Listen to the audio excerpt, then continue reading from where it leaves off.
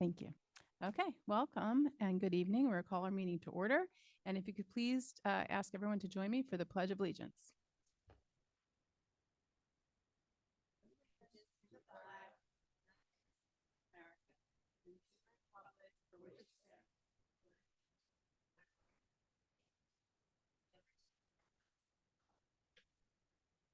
Okay, Mrs. Sugars, could you please call the roll?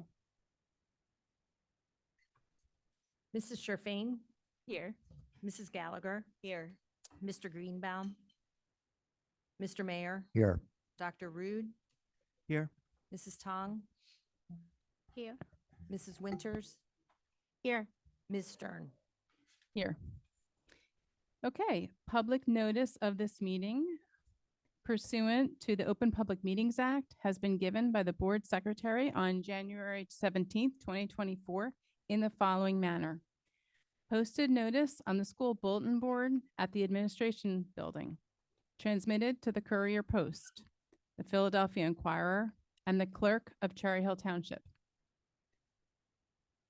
Okay, and we will now move to our candidate interviews for our vacant Board of Education seat. Board members, if you could kindly move to your new seats, and I'm going to invite up the 4 candidates that we'll be interviewing.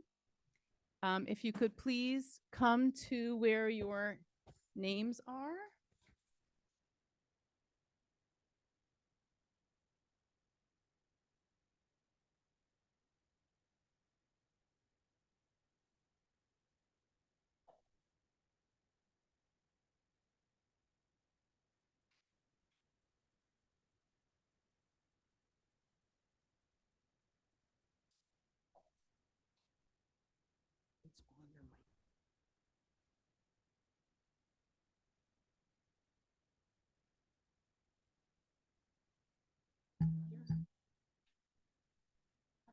Light is on, the mic. Hot mic. Yeah.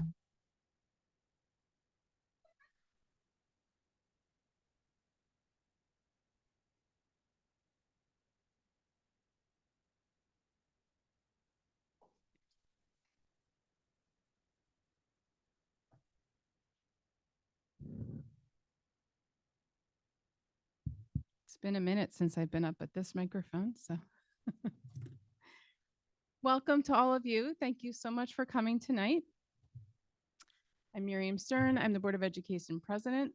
And tonight, we're grateful to have all of you here. We're looking forward to learning about you.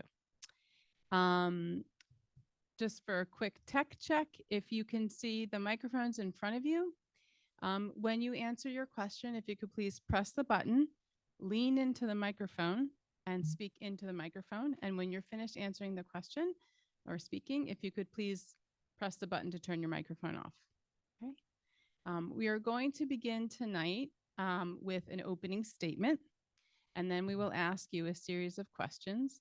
We're going to keep it interesting by varying who we start with, and whoever starts, we will then go down the line to your right, Mr. Mayor. Mr. Mayor set the rules for that. Each person will have a chance to answer the question. So we're going to do a 90-second opening statement, and you will have 2 minutes to answer the question that we posed to you, up to 2 minutes. You don't have to take the whole time. And then 90 seconds for closing statements. So we'll get through as many as we can in the next hour. Okay. Any questions before we start? Okay. Okay. All right. We're going to start with Mr. Plen. But if you need us to repeat the question, please feel free. We're happy to repeat it. Okay. Over the past 2 years, many decisions have been made by the board and administration. Please share your perspective on one decision you feel. Oh my gosh. I already broke the rules. Okay. I apologize. Mr. Plen, please start with your opening statement. Thank you. I guess it's a good time to introduce myself. My name's Lee Plen. I'm 46 years old. I was born not in Cherry Hill, but my parents owned a house in Cherry Hill. So I've been here since 1978. I went to 4 different elementary schools. I went to Johnson Elementary. I went to Kilmer over on the west side. I went to Horace Mann, and I went to Bret Hart. I went to Beck, and I went to Cherry Hill East. The reason I went to the different schools is I had a 504. I remember in second grade, I had a diagnosis of ADHD, and it was a little hard at first because you stop riding the bigger bus and the van picks you up in front of your house. But at the same time, I had a really good experience. It was a little bit hard because I think back in the 80s, they moved you around a lot to make sure that you had the right teachers. But, my fourth grade teacher, Mrs. Antrim, really instilled a lot into me. In fact, she put such a passion for education into me that currently I'm in my 20th year in higher education. I work at Rowan University. I'm the assistant director for accessibility services. The thing about disability is that it's a large transition when you're going from IDA to ADA. And my personal experience, although it had rough, moments as a student, struggling in college here and there, it really was my education from Cherry Hill that put me in a spot to succeed. My wife and I chose to raise our family back here. We're both from Cherry Hill. I have a 10-year-old son attending Sharp School right now. And the opportunity to not only be able to, serve the community, but to be in a position where, I get to have a voice. I see students when they come to college. I see students from all over the state. I know the quality of education that we have in Cherry Hill, but I also know there's a lot of areas that we can improve. We can improve in a lot of areas, such as diversity. We can improve in access. But I think a lot of it comes down to we have to be able to communicate with each other. We have to be able to sit at the table with people that we may not agree with, and we have to be able to have real conversations and putting our personal beliefs aside and listen. Because when you're able to listen to people, you're able to hear what they have to say. And I don't mean listen to respond. I mean listen to what people have to say, whether it's easy to listen to or hard to listen to. Because if we don't have those conversations, we're not going to be able to make the decisions that are best for our students, for our children. I think that probably brings me close to about 90 seconds. So.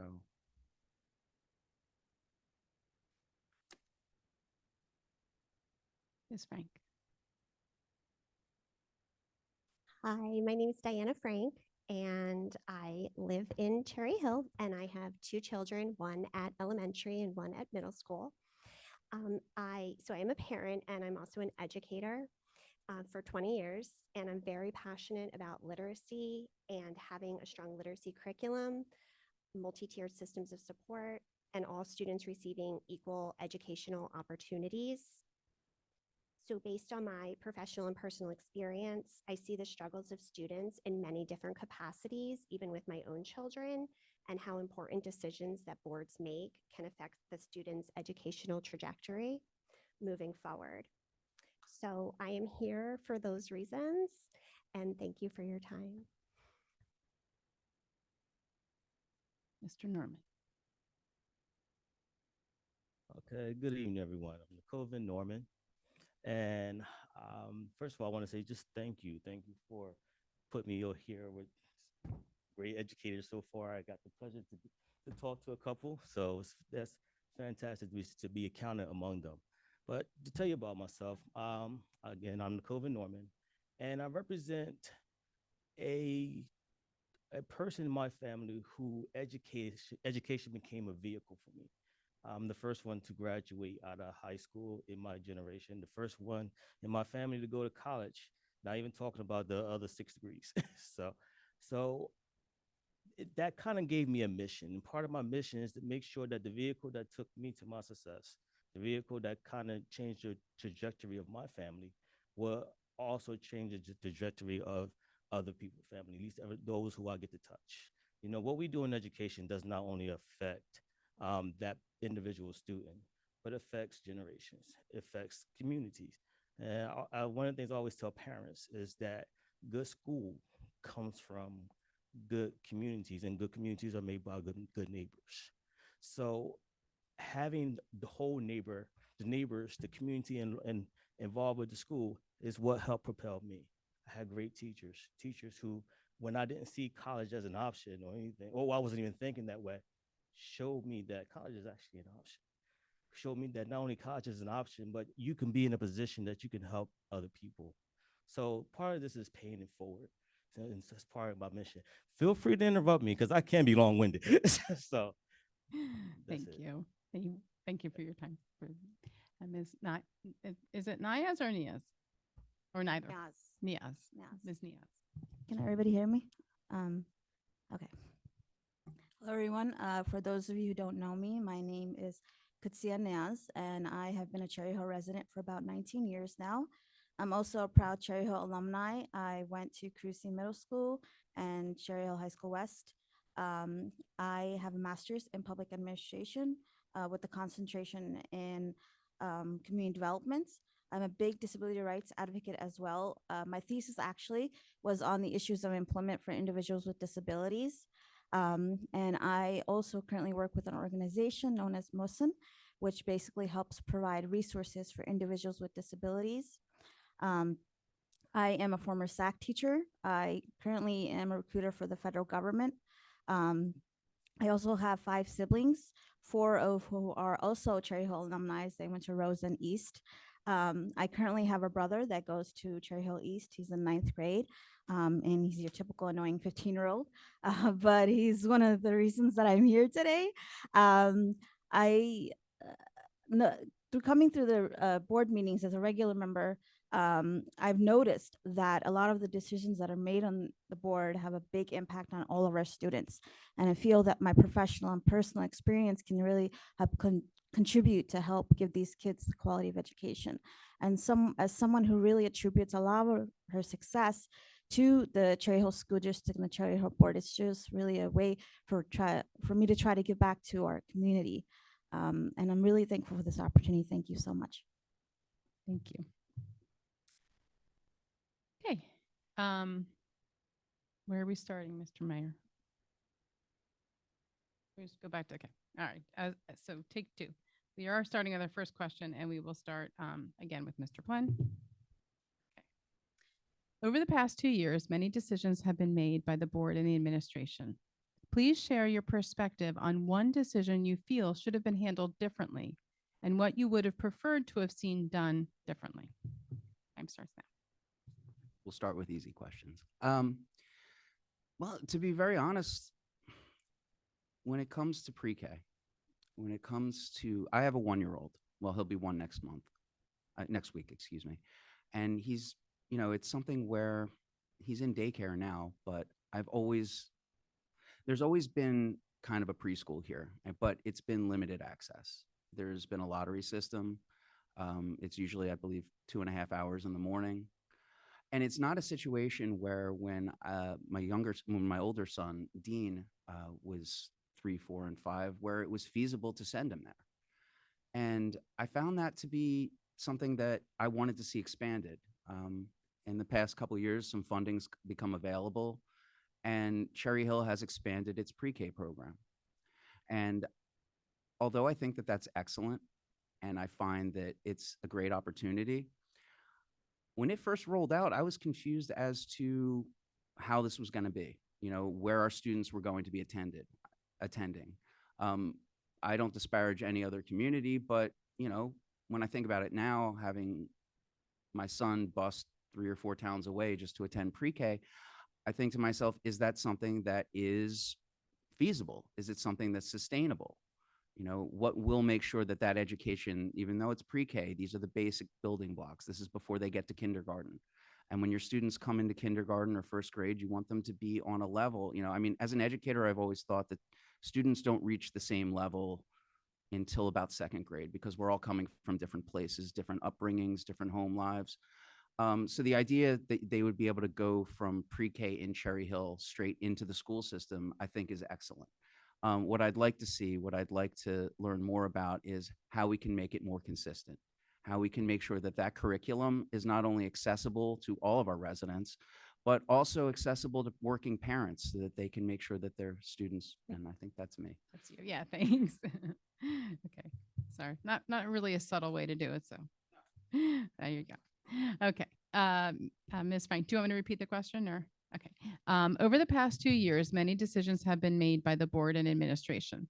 Please share your perspective on one decision you feel should have been handled differently and what you would have preferred to have seen done differently.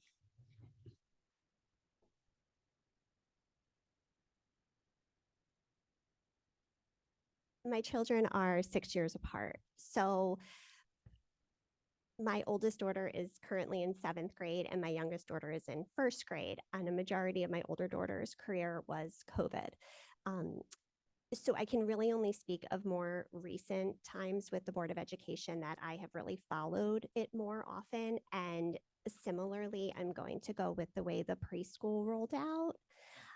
I don't have a student in preschool, so it does not affect me personally, but I do have a lot of friends and within the district that are very concerned with the rollout, confused by the rollout, and similarly concerned that the way that their children may or may not go to the Cherry Hill School or additional schools within the community or be bused very far away. It is very confusing, and I would like to see the board and reach out to parents more and listen to the parents to determine what would be best for their children. Okay, Mr. Norman.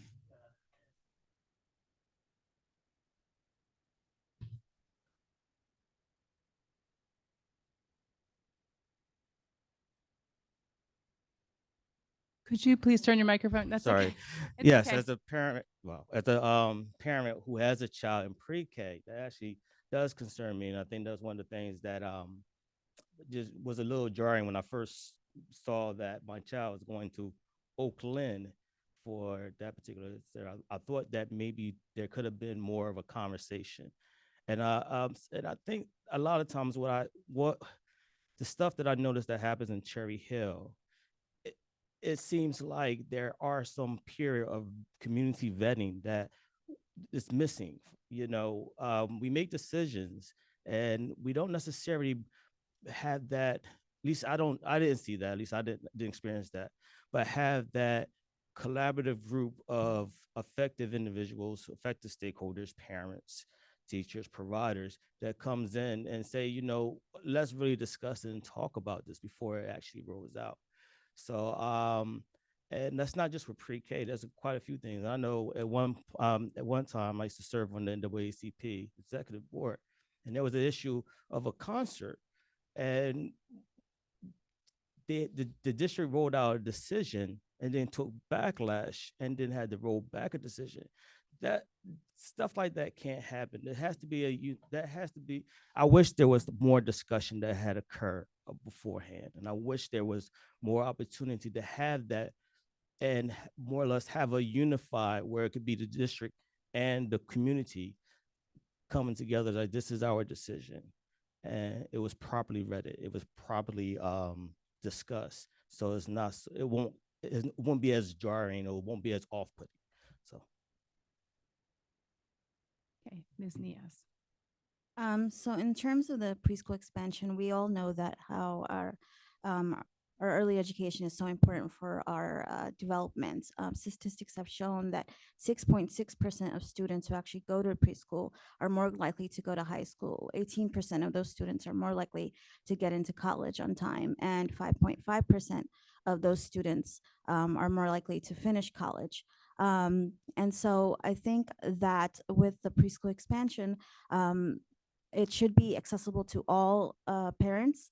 And the quality of education is also very important in the sense that we need to make sure that our teachers are equipped to be able to have different methods of teaching so that they can cater to the different learning styles of every student. And I think that, again, communicating that with our parents, we recently, again, I know that we had town hall meeting for the preschool expansion, and we gave our parents the chance to come in and ask questions, and had an information session in terms of the preschool expansion and gave them a little bit more information. And I think that was great. And I think that with a lot of the decisions the board makes, we should do that more often, get the community involved and give parents a platform to ask questions that pertain to their students, and then get feedback from them as to how they think that it could be a benefit to them and how they think that it could be made better. Okay. Thinking the same thing. Okay, Mr. Norman, we're going to start with you on this question. And I'm going to move around a little bit because I want to make sure we hit the highlights. School board members often spend 10 to 20 hours a week on the work of the board, and on occasion more. We are expected to prioritize our meetings over most other responsibilities, including work and family. How will you be able to balance these competing needs?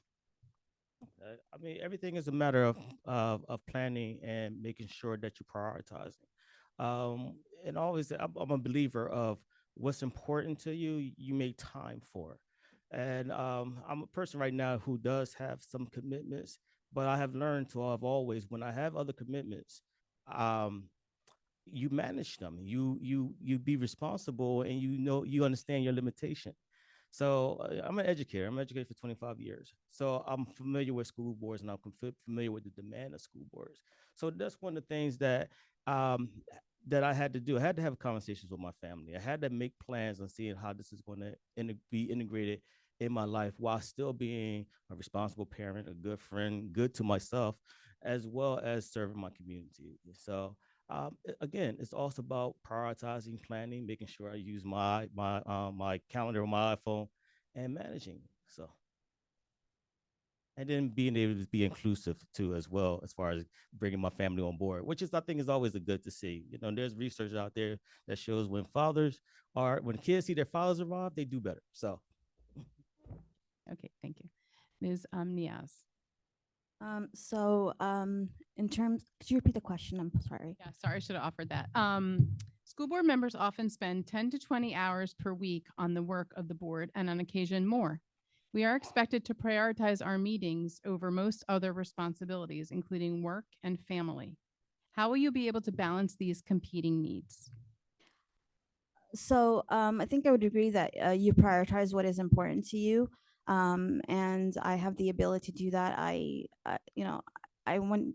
I was I was a full-time student. I worked full-time as well. So having the ability to balance two things at one time is a skill that you need to learn. And I think that the quality of education of our students is really important. And I think that I don't think any of us would be here if we didn't think that that was a priority. And so balancing that. Okay, thank you. Mr. Plen? Thank you. Not to sound disagreeable, but I don't really think it's a balance. The nature of the work I do, I work in higher education. I work at Rowan. I never work a 9 to 5. It's a constant give and take. I'm very lucky. I have the support of my spouse. In fact, she was wishing me luck on the way out the door. I do have prior experience on the Merchantville School Board for the time that I lived in Merchantville, but there are always going to be competing needs, competing priorities. I think it is setting yourself a plan each week. I think it is understanding that give and take. There will be weeks that you won't spend 10 or 20 hours on board work, and there'll be weeks that you'll spend more. But the important thing to do is to keep that in front of you, to be realistic about your expectations for yourself. I do have the advantage that I have a position where I work. I have flexibility in the job that I do. I have a job where I get to bring my kid to work every once a month. And again, priority, right? Cherry Hill schools are off. What do? I'm lucky in that. And it is a privilege. And I would intend to use that type of flexibility and support for my family to make sure that the work that I'm doing on this board, should I be given the opportunity, is prioritized. Because in the end, the work I would do for this board directly affects my children, which again is a number one priority in my life. So I do see a marriage of it. I think there's definitely going to be some weeks you sweat it out. I can see myself getting anxious at times, but It's never stopped me before, and I don't see at all why that would be a hindrance in my ability to serve on this board.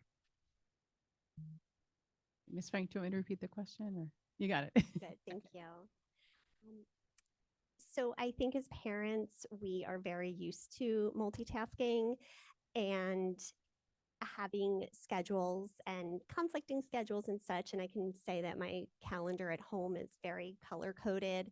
And I have a very good support system with my spouse, and my parents are also very involved with my children. So I think it's something that is very important to me. My family understands that. I feel that I'm setting a good example for my daughters. It's important to be in front of things and to get involved. And it's somewhat of my civic duty to be here. And as I'm here for all children to have an equal opportunity of education, I'm here for my children as well. So it is something that's important to me, and it's something that I think fully commit to. And I would not have applied if I had any doubt that I would not be 100% in. Thank you.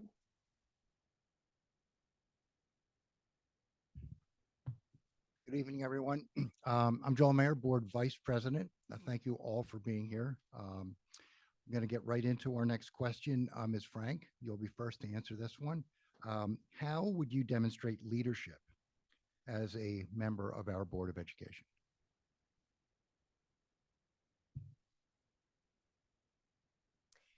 So my current role in my school district, I serve as a literacy coach for kindergarten through 12th grade and a dyslexia reading coach as well.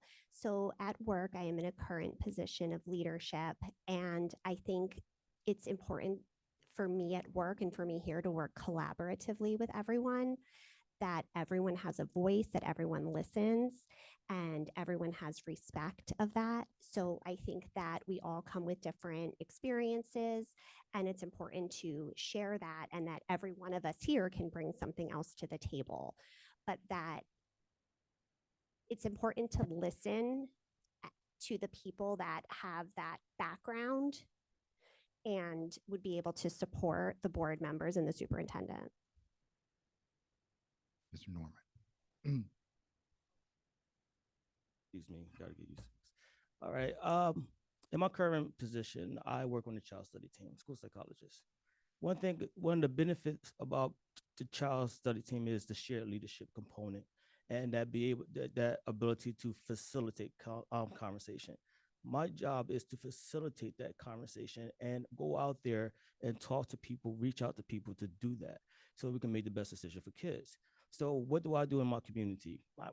We know the issues. We live here. We know the issues. We hear what's happening to board member. So what leadership is in this aspect of it is facilitating that communication between the district and the community, and have those conversations, have those tough conversations, whether it's town hall, whether it's make it take it workshops, whatever it is, but do that.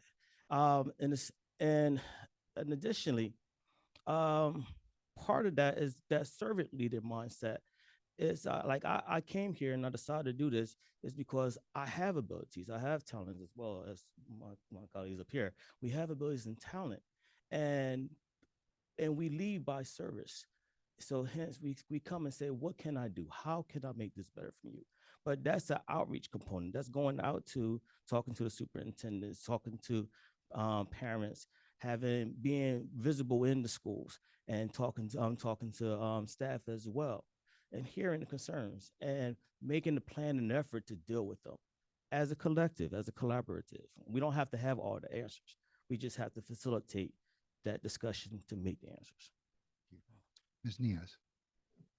So as a community advocate, I do play a leadership role in that I advocate not for disability rights, but I belong to two other communities, obviously the Muslim community and the South Asian community. And I'm good at community engagement, getting people involved and discussing difficult topics. I'm also good at collaborating with my peers. I think that's very important, working together as a team, and getting insights from your peers to make important decisions, especially decisions that affect the lives of children. Thank you. Mr. Blunt. Thank you. Um, leadership leadership isn't about being the loudest voice in the room. Leadership's not about being the most talented person in the room. Leadership has to do with active listening, but you have to have a clear vision. You have to have a shared mission. And when you're in a leadership position, it doesn't necessarily mean you're the boss. It doesn't mean you're the leader. It means that people look to you for your expertise, people look to you for your input, and you have to be authentic. And you have to have a speck of vulnerability, and you have to be able to be accountable, and you have to evolve your opinions. Everything doesn't have to, you don't come in with one thought in your head and one way of thinking. The rigidity is what sinks a good leader. I'm not claiming to be the best leader in the world, but I do know from my own experiences, I've had the opportunity to be led and I've had the opportunity to lead others. Um, it's always worked out best to me when I'm myself, when I'm confident in doing that, and when I don't apologize for who I am, but I listen to others and not listen to respond, but listen to what they have to say. And that can inform your opinion, that can inform your thoughts. And I think when others see that and you do have a shared mission, that you are able to lead. And well, that would be my answer. Thank you. Ms. Niaz, we're going to start with you on our next question, which is, how do you approach making decisions about topics and issues that are new to you or not your area of strength or expertise? So in terms of that, I think that what I would do is look to my peers and look for, again, engagement from the community to get their insight on the certain topic. I think that instead of the end result, I think that the process of getting to the end result is important. Deciding who are important stakeholders. Obviously, it's our children, the teachers, other essential specialists, and how we can work together to based on our personal experiences to reach a conclusion on a certain topic. Mr. Flynn. Oh, absolutely. How do you approach making decisions about topics and issues that are new to you or not your area of strength or expertise? And that definitely will be the case in some areas if I'm on this board. It's been the case in every job I've ever had in my life. One of the first things you have to do is you have to get into the sandbox. You may not be the first one talking. You have to do a lot of active listening. When a new topic comes about, when a new decision has to be made, if it's an area that you're not super familiar with, you have to familiarize yourself with it. You have to put in the time. I teach a reticent public speaking course, and I tell my students, you may not be a great public speaker, but it's all about putting the time in. It's about preparing the best you can, and it's really about leaning on those around you. It goes back to the first question you asked me about leadership. It's active listening. It's knowing that you don't have to be the biggest talent in the room. It's having the faith and the trust in those that you're working with, just as you'd hope that they would have that faith in you. And that would be my approach. Thank you. Ms. Frank. I had once asked a similar question to my mentor, and he responded with, you have to know your people and you have to trust your people. And I think that's what's important here. And I think it's important to reach out to people when you don't know the answer, to reach out to teachers, to community members, to parents, to students, and to hear their voice, and that they will help you then make an informed decision. Okay.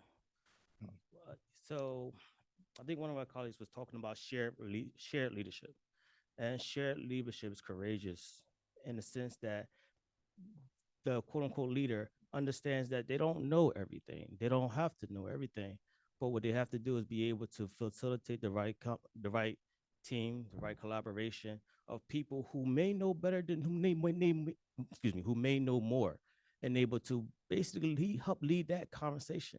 Not to mention, I think all of us on the stage, we're researchers. We're researchers. We go, we look, we seek out the information that we need to make best decisions. And then we vet. There's a process of vetting, and one of the things I like about vetting out new things or just a thought is when I go to folks who are most affected, and they give me information that I did not consider. So what they do is help me build the best solution possible. So so that's what we do. So it's important to have that learning community amongst us, amongst staff, amongst the community, and facilitate that conversation so we can bring out the very best on different topics. And then we learn. So. Thank you.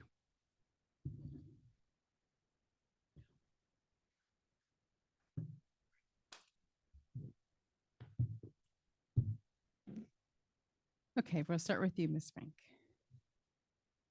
Can you share an example of your thinking or actions that rose beyond your own interests, advantage, and or a community you're part of in order to serve the greater good of the community?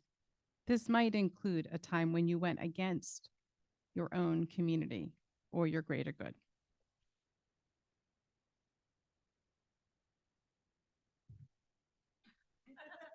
Welcome to the board.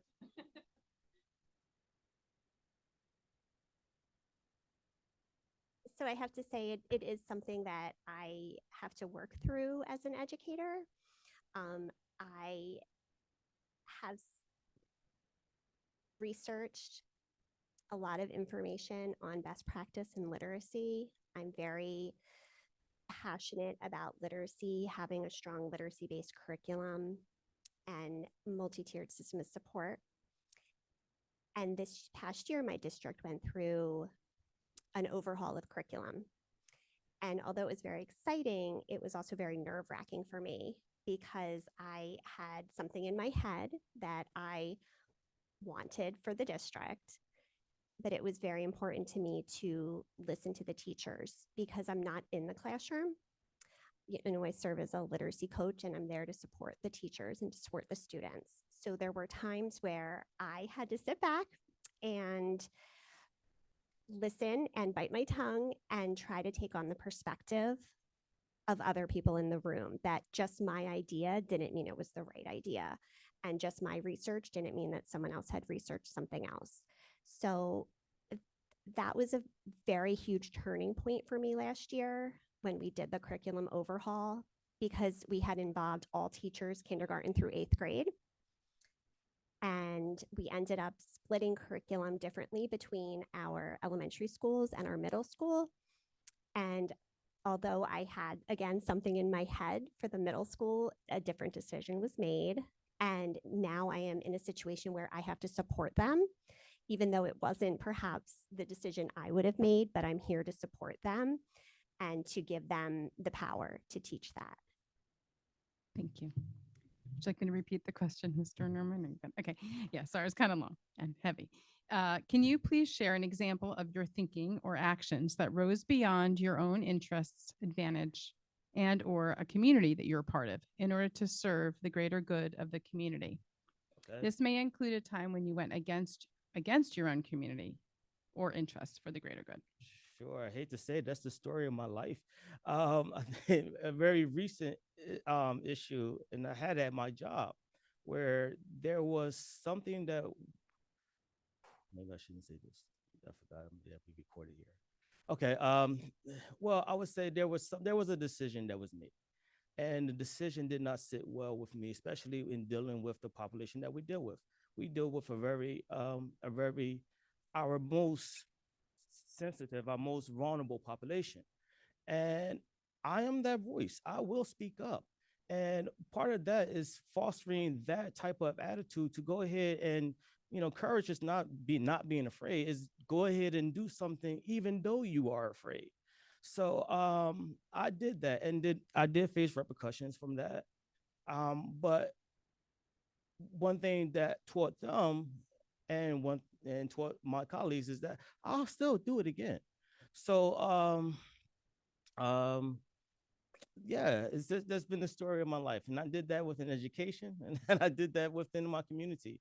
I think and I say this, part of being in, I used to live in Woodland, and in Woodland we used to have the most diverse community in New Jersey, and I was a teacher, so I lived there and I was a teacher there, and I wanted to celebrate that diversity. And in the middle of celebrating that diversity, it did not. Whereas I thought I would be kind of congratulated, it created wars for me. But again, what I did, I believe it was right. I know it was right, and I did, and I would do it again. And since, like I said, Advocate is what I do. I don't mind being the lone voice. I don't mind being the only voice, especially when it's the right thing to do. So Thank you. Okay, Ms. Niaz, would you like me to repeat the question or you got it? Sure, if you could Okay. repeat it one more time. Sorry. That's okay. No, it's a long one. Can you please share an example of your thinking or action when you're thinking? I'm sorry. Can you please share an example of when you're thinking or actions? I'm going to restart. I'm sorry. That's okay. Take Make your sure I get time. it right. Can you please share an example of your thinking or actions that rose beyond your own interests, advantage, and or a community you are part of in order to serve the greater good of the community? This may include a time when you went against your community or or your interests for the greater good. So being a community advocate, I think that I'm always putting other people's needs first when it comes to advocacy for disability rights. I always end up ruffling some feathers wherever I go.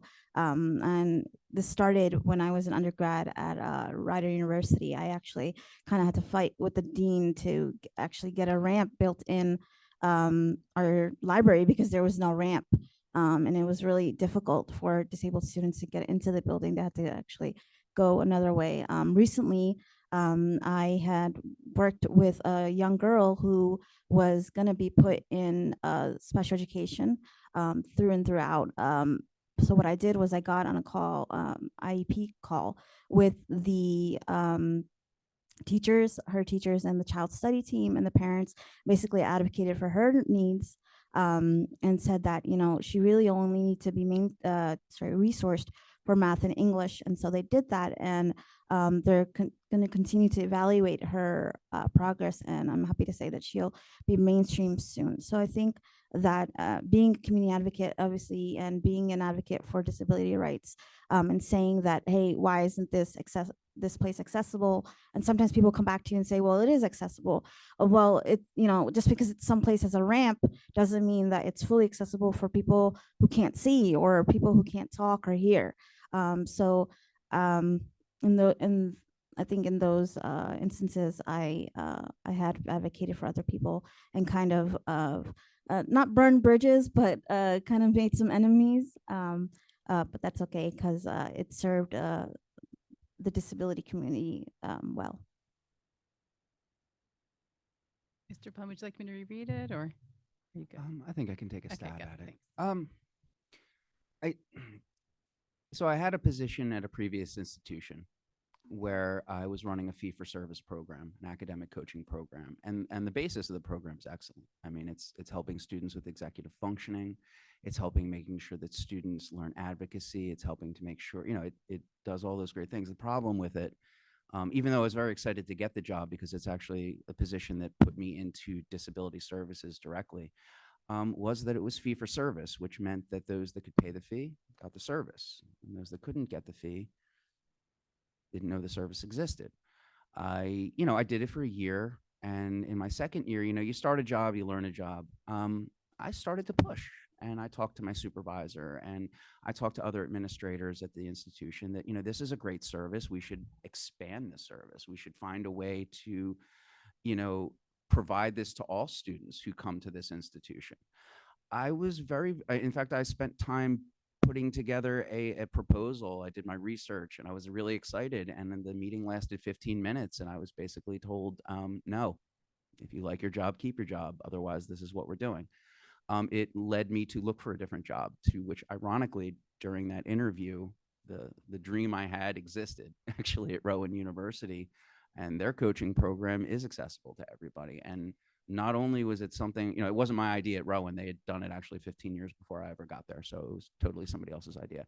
But I had a lot of knowledge. I was able to instantly go in and start to make an impact. I was instantly able to not only take part in their program, but, add to it. So, it wasn't a situation where I think I was a hero or anything. Honestly, I think the only person who was negatively impacted, I thought, was me in the moment. But not backing down, not just keeping my mouth shut, it gave me everything I needed for the next position I had. I think sometimes when we push against it, it prepares us for the future. And I am talking way too long. I apologize. We gave everybody a little grace on these. So, okay. Next question.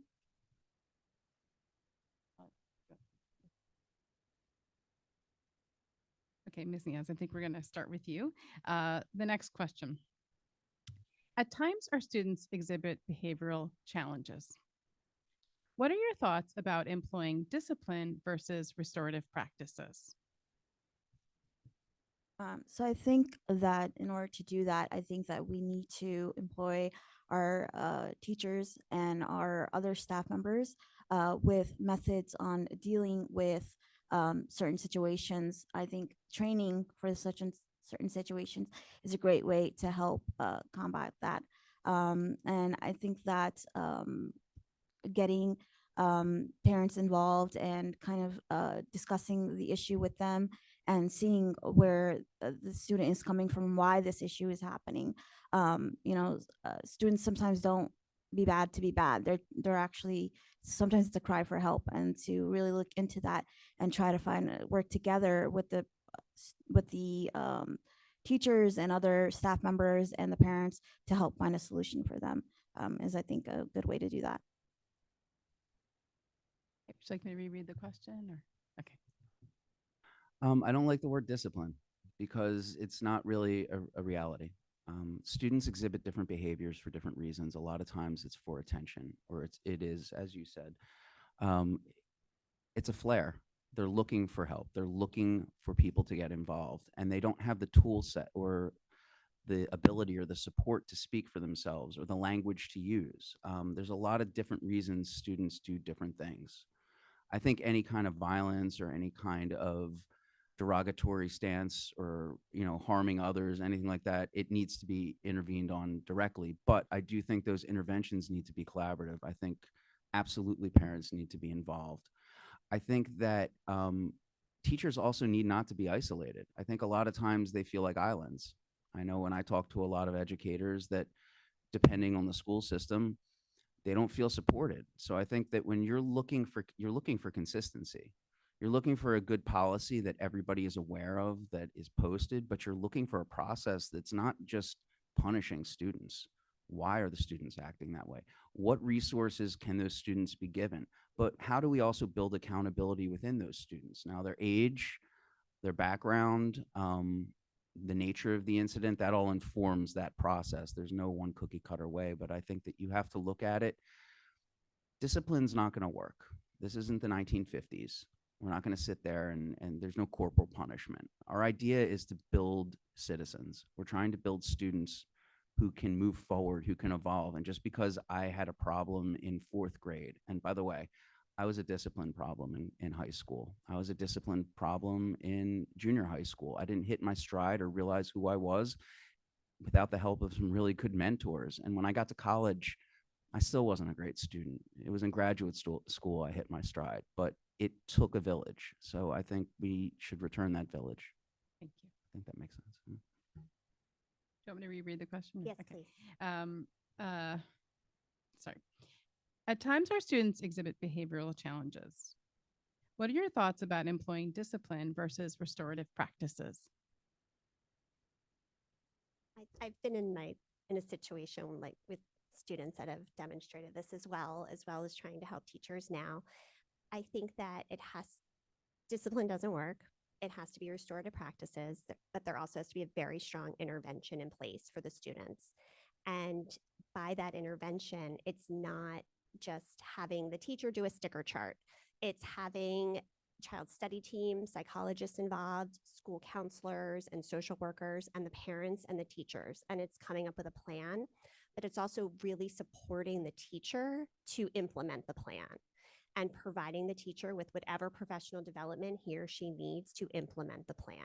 And I think by creating that environment for the student and having the student involved, depending on the age, having the student involved as well in the decision-making process is very important. Thank you.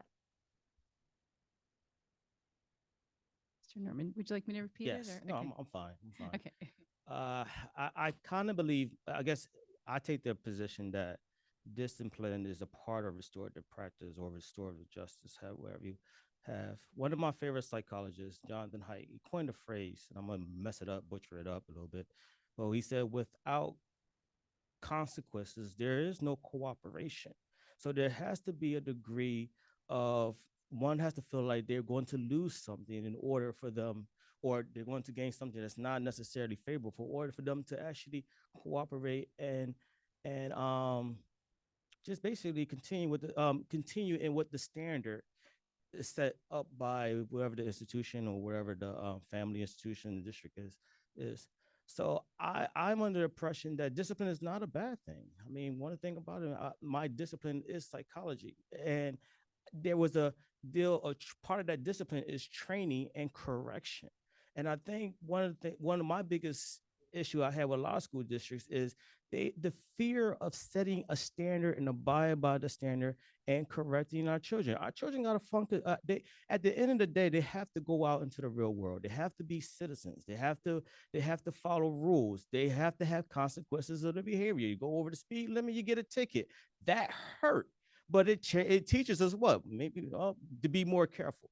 All right, so it's the same thing. We have to train our students to be productive adults, and part of that is making sure they have effective discipline and effective effective discipline, and we need effective strategies. Here's a situation. Our country are down to what the last time I checked was like 40% of what we actually really need to go to work in the schools. That's not only affecting the country, it's affecting our town, it's affecting our state as well. And one of the things they talk about is the lack of that, the lack of discipline, the lack of support in the means to maintain the behavior of our children. So I'd say last word. So we have to have a standard, and our standard has to be just has to have that restorative justice. Part of that justice is making sure that people are held accountable. Thank you. Okay. All right, next question. We will start, Mr. Norman, we're going to start with you for the next question. What kind of relationship should a district and the board have with its community, with its parents and families? Okay. The way I look at it is that we are part of the trust of of our community. Um, Not only the trust of our community, but our job is to just to give directions to our district on how to service our community. So we're that in between person. We're that people. We're that catalyst that unites the community with the district. We're up here as representative of our community. And we're saying basically, like, this is what the community wants. This is what the community is asking for.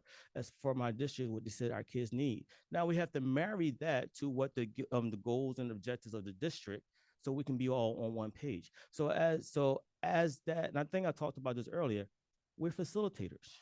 We're facilitating great communication, collaboration, an approach that kind of combines our values and the district values so we can basically get our children into where we want them to be as far as productive citizen. So that's our, I think that was our role as the board. Ms. Nias. So I think that having open communication with our parents and students is important. Collaborating with them and making important decisions is also important. And just understanding that at the end of the day, we all want the same thing. We all want our children to be safe, all have an inclusive society where everybody is respected and everybody's opinion is valued, and to basically give them a good quality of life, but also a quality of education. And I think the only way to do that is if we work together in a sense as a team.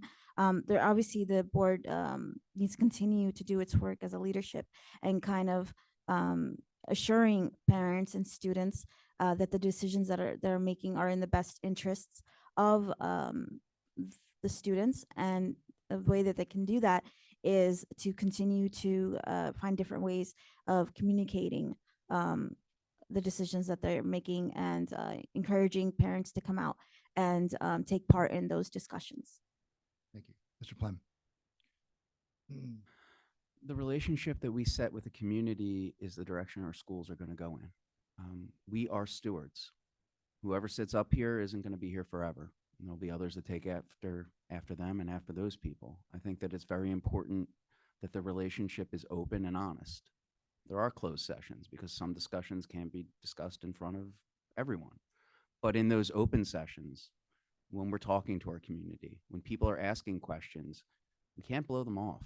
We have to engage them. We have to be comfortable being very uncomfortable because that's the nature of our position. Not all decisions, not everybody on this board is going to agree with every decision. But we have to understand the decision and we have to be able to explain that decision to our community. We have to be able to take input. We have to be able to prioritize, communicate, and sympathize and empathize with those that we serve. Look, my son goes to this school, my other son will go to this school, but they're certainly not the only students in this school. So as a parent, I have one feeling, and as a board member, I'm going to have to put that aside and sit down and what is the best for this district. And we have to gain the trust and maintain the trust of our community in order for this board to be effective. Ms. Frank. I think, again, it's very important to have the collaboration between the board and the community and including all the parents. I think we have to have transparency and have integrity in our words and deeds and be open to this collaboration and be open to listening to the hard questions that may come from the community. And I think it's also important that we continue to connect to this larger community, including like town leadership, police, fire, businesses, athletics. I think it's just vitally important that everyone is in collaboration with decisions that are made because it's all in the best interest of the kids, right? It's all in the best interest of the students being successful in life and having this equal opportunity to be successful in life. And I think if we have that, then we can't go wrong. Mr. Pline, you're going to lead off on this, on the next question. If you could wave a magic wand, what three things would you make happen for the district beyond addressing facility needs? I wish there was a magic wand. There isn't, but We all. what I'd like to see, what I would like to bring is we're all here together, but we're not always communicating. What I would like to see this community do is have a lot of really honest conversations. There's a lot of topics going on that will divide all of us, but what should unite all of us is the common cause that we have for the education of our children. Because the students that graduate one day will be us. The community, the Board of Education doesn't just run the school district or make the policy for the school district. It sets the tone for the entire town, which affects the towns next to it. It's a domino effect. What I would want to see if I could wave that magic wand is more of that open communication. Of course, I'd like better facilities, but I think it's more important that we're gathering more. I think it's more important that our faculty and our staff and our students and our community members feel connected to each other, not just go to a board meeting, make a comment, be blown off, go home. Not just I'm on the board, listen to some comments, go home, do something else. It really requires us to come back to these topics. It really requires us to communicate all together. You know, the things that I want, the magic wand that I want to wave is I want to see people breaking bread together rather than yelling at each other. I want people to be comfortable telling me something that they don't necessarily think I want to hear. And I would hope that my colleagues would follow suit in that way. Thank you. Ms. Frank. I'm going to answer this from my perspective, for my goal of wanting to join this board. And that is, I really want to have a stronger curriculum for students throughout the district. I think that there is a lot of outdated curriculum assessments, and I think that it is vitally important that we look at the research and we make decisions based on the research and not based on, how we may feel about specific things in curriculum. I think it's vitally important that we have an equal multi-tiered systems of support throughout the district at every school. Every child is entitled to the same amount of intervention regardless of what school they attend. And that's our general ed kids, our special ed kids, our economically disadvantaged kids, our multilingual learner students.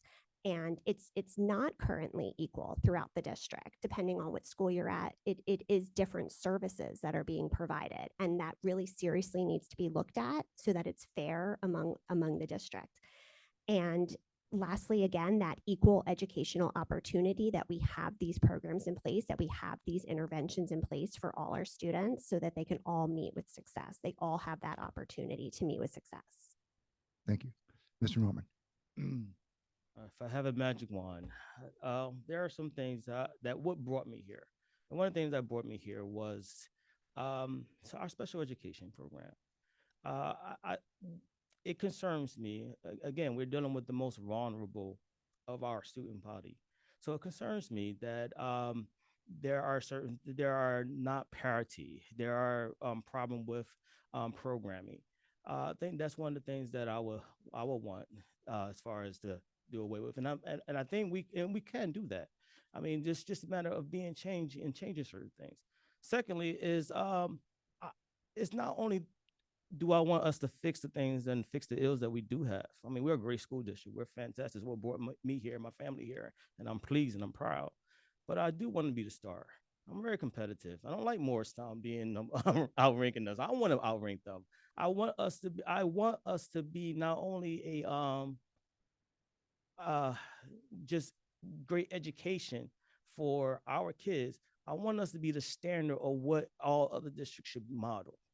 All right. And the last thing that I would like is, well, we have talented staff here. And our staff needs to, they are the apple of our eye, and we need to promote them as such. We need to go ahead and showcase them. So we have to showcase our teachers who are doing a phenomenal job. Let the county know. Showcase the abilities and the skill sets of some of our psychologists, which maybe there's a little bias there, psychologists and other professionals who can who, if brought to the table, they can solve the issues that we have. And so those are my 3 wishes. So. Thank you. Ms. Niaz. Sorry. All right. There's a fly here. I'm so sorry. We planted that to distract all of you. To see Okay. it. And it worked. Could you repeat the question, please? Sure. Aside from a magic, you can't talk about getting rid of the bug with your magic Okay. wand. If you could wave a magic wand, what 3 things would you make happen for the district beyond addressing facility needs? So I think that continuing to have high academic achievement within the district. I also think that we need to focus on special education and continuing to make that a priority is important. Third thing is community outreach. I think with high academic achievement, I think that it's important to again recognize our teachers, that they play a big part in the success of the lives of our students, and basically equipping them with tools necessary to help them cater to each child's learning style. In terms of special education, I was a student that was in special education. I was put on special education very early on. And it took me a really long time to become mainstreamed. And it wasn't until 9th grade that I became mainstreamed and started taking regular courses. And I'm happy to say that by senior year, I started taking honors courses. And so making that process for students that can be mainstreamed, making it easier for them. And in terms of community outreach, just different members of communities engaging and finding a common ground. I think that we forget that as humans, we have a lot more in common than we think. And trying to put our differences aside and realizing that we are here for the betterment of our children. Every child deserves a quality of education regardless of their background and what they believe in. Thank you.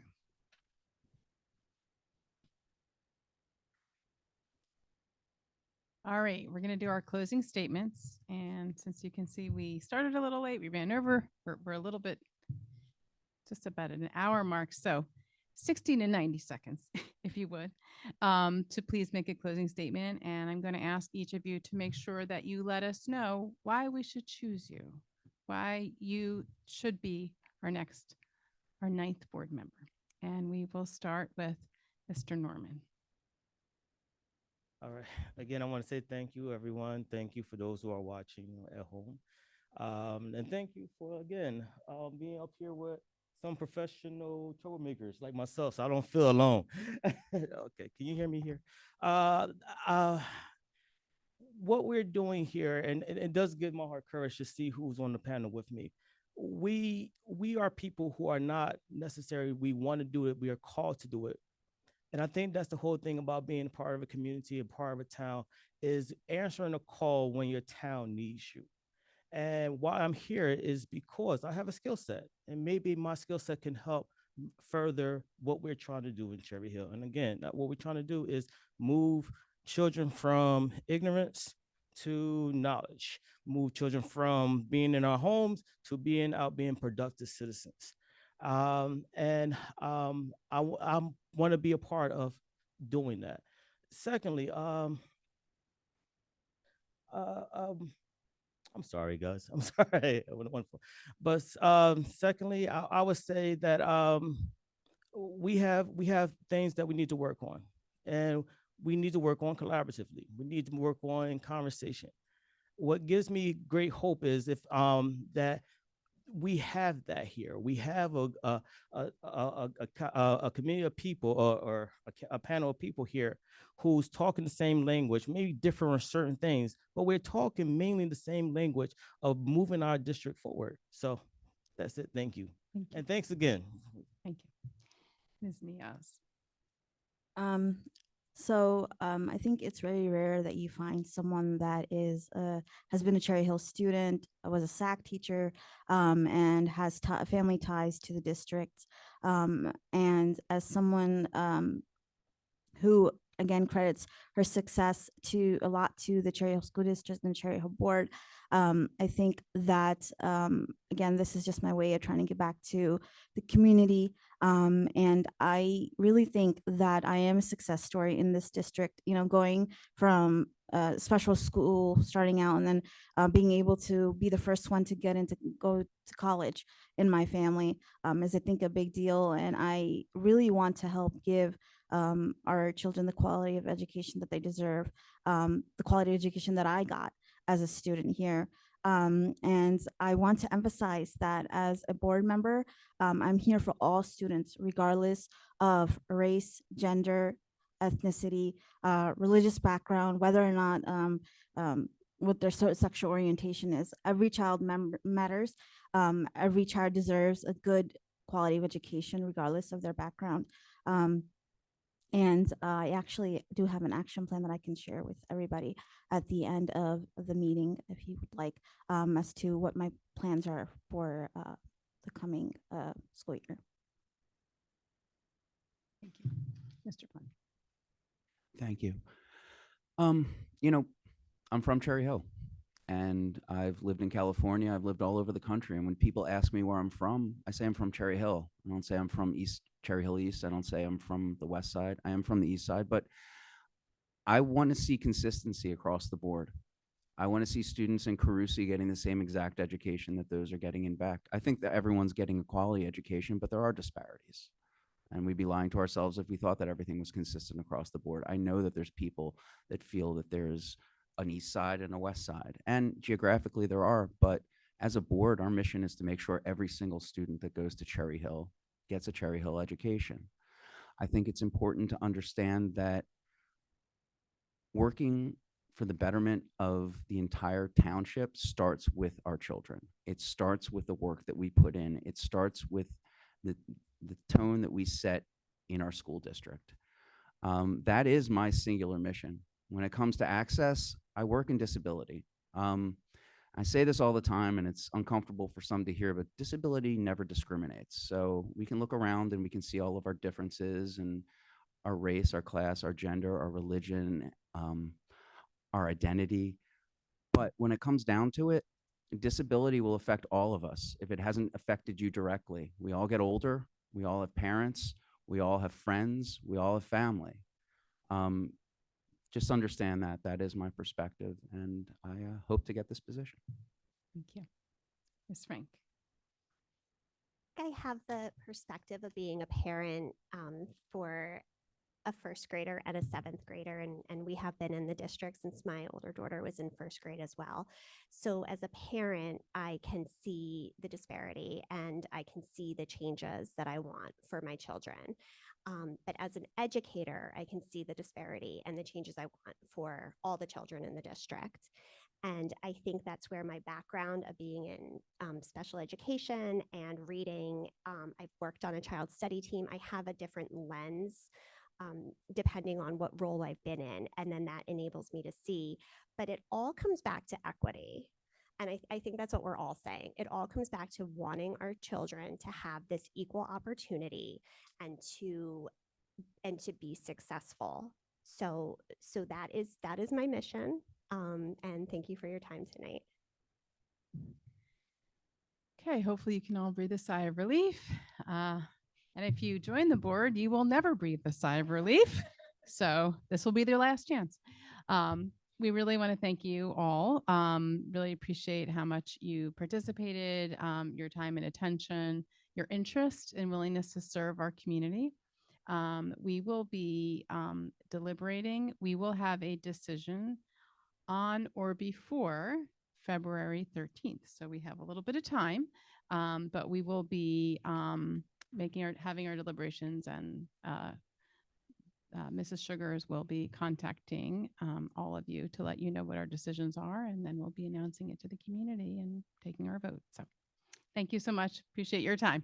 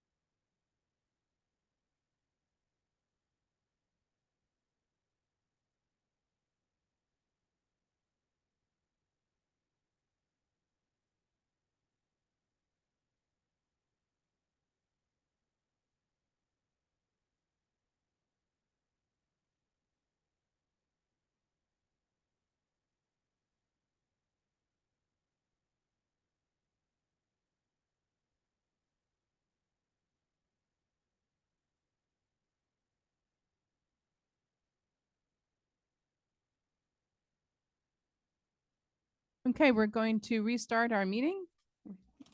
We're going to continue with our meeting, and then we will have our, go on with our usual schedule. So people have questions, they can come up during public comment, for our questions. Okay. Dr. Morton, we are now at the point in our meeting where we would do board recognition. We don't have any. So now we will move on to our presentations. And going to ask Dr. Morton to take it away with the update that you have.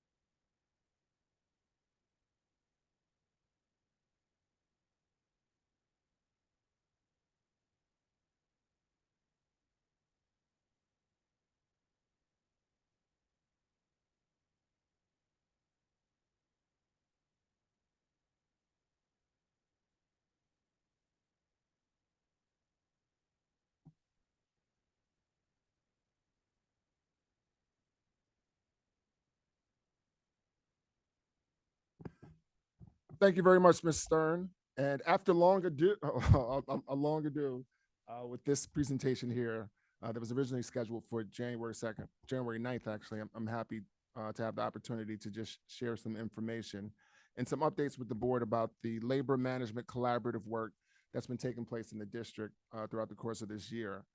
You may have heard the buzzword LMC being used quite frequently, and I want to provide some substance about what this is. So we've heard lots of conversation around divides within the district, practices that may differ, things that may occur in one place but not in another place. Our LMC work, or labor management collaborative work, is our vision and systematic approach to consolidating and bringing things together throughout the district.